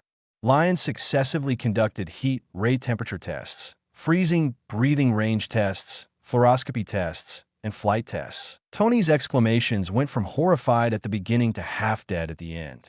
From God to shit to you deserve to die. I don't blame Tony for being insensitive. I just blame Leon for being so good at Versailles. The heat ray, which has a temperature of 6,000 degrees and can be adjusted in power and range at will, is barely usable in his mouth. He said that the frozen breath that could instantly freeze several kilometers of land was still far from enough. He said that the clairvoyant eye, which could see the whole world, could not see through lead and was defective, so it was better not to use it. Even with super hearing, he can say that being too noisy is of no use. After a set of procedures, Tony had no other thoughts and just wanted to use his size 42 leather shoes to kiss Leon hard on the face. Then what? What's the next ability to test? Tony's eyes were dull, and he sat slumped in the chair, sliding the mouse feebly with one hand. Chapter 20 Tony's family conversation. The next ability, well, no more. It has been tested, Tony. Leon spread his hands. Did you finish the test? Tony seemed to have heard some good news, and he suddenly became energetic and straightened his back again. He enlarged the chart on the computer. I thought you could give me a full-page list of abilities. A whole page? It can't be that exaggerated. Leon flew towards Tony. Why is it impossible? Tony said in an exaggerated tone. I remember you said that you have all the abilities of Superman. I thought you also wanted to demonstrate the ability to reverse time, like in Superman 1, or use heat rays to treat wounds. Leon fell in front of Tony. Stop joking. How could I have such ability? You said it. You have all the abilities that Superman has. Tony emphasized. I still remember the confident look on your face when you said this in the garage. Leon was speechless. This time he was hit by his own boomerang. Who told this world that there's no Man of Steel Superman played by Henry Cavill? Other Supermen in movies and TV shows are much more powerful than Hung Chow. So what he was comparing in his mind at that time was actually Hung Chow. Leon sighed. Okay, I take it back. In fact, I just have the ability of a Kryptonian. The reason why Superman is so strong is because he is the protagonist in the comics. His fellow Kryptonians are not as powerful as him. And so do I. Leon walked to the computer and checked the records. Don't look at how fast my strength has increased. I estimate that the current level is actually not far from my limit. Tony thinks this is a very interesting topic. Really? In fact, this is reasonable. A race of life that can reproduce should not have the ability to evolve infinitely. He touched his chin with his hand. Maybe we could do a simple experiment and build a model to estimate your future growth curve. This is what I want to do. Leon agreed readily. But I have to ask you to help me with the subsequent tests. I'm fine, Tony answered. Leon smiled and patted Tony on the shoulder. Thank you, Tony. But now, it seems that we have to go back home. There is still a basement waiting for us to repair it. Damn, you shouldn't have mentioned that basement. I've already started to imagine Pepper being angry. Tony looked up at the sky, where countless raindrops were falling. Let's do this. Leave Pepper to you, and leave the basement to me. I don't really like this deal, but it's a deal, Knight. Leon used a biological force field combined with heat vision and freezing breath to solidify the last part of the rebuilt wall. He casually wiped the cement in his palm onto the one-piece jeans on his body. Phew, over. He leaned against the wall and looked around and was very satisfied with his results tonight. The war-damaged basement that was riddled with holes has now been completely renovated, and even the paint has been repainted. All we can say is that the productivity of superpowers is high. After confirming that there was no problem, Leon walked upstairs. He walked to the yard, casually took off his jeans, and plunged into the swimming pool. After swimming dozens of times, he emerged from the water, tossed his hair back, leaned against the edge of the pool, and looked up at the stars. On a summer night, the swimming pool is filled with mist, and the sound of waves crashing on the shore is refreshing. Strings of water droplets gathered on Leon's body and flowed down his chest, making every inch of his muscle lines appear particularly clear. Are you very tired? Congratulations, you have been promoted to the decoration boy of the Stark family. From now on, the family will no longer have to worry about decoration issues. Tony's voice suddenly appeared behind him. Leon didn't look back. It's only this time. Next time you break something at home, Tony, you can fix it yourself. Tony handed over a glass of red wine. Next time, it's your turn to face Pepper.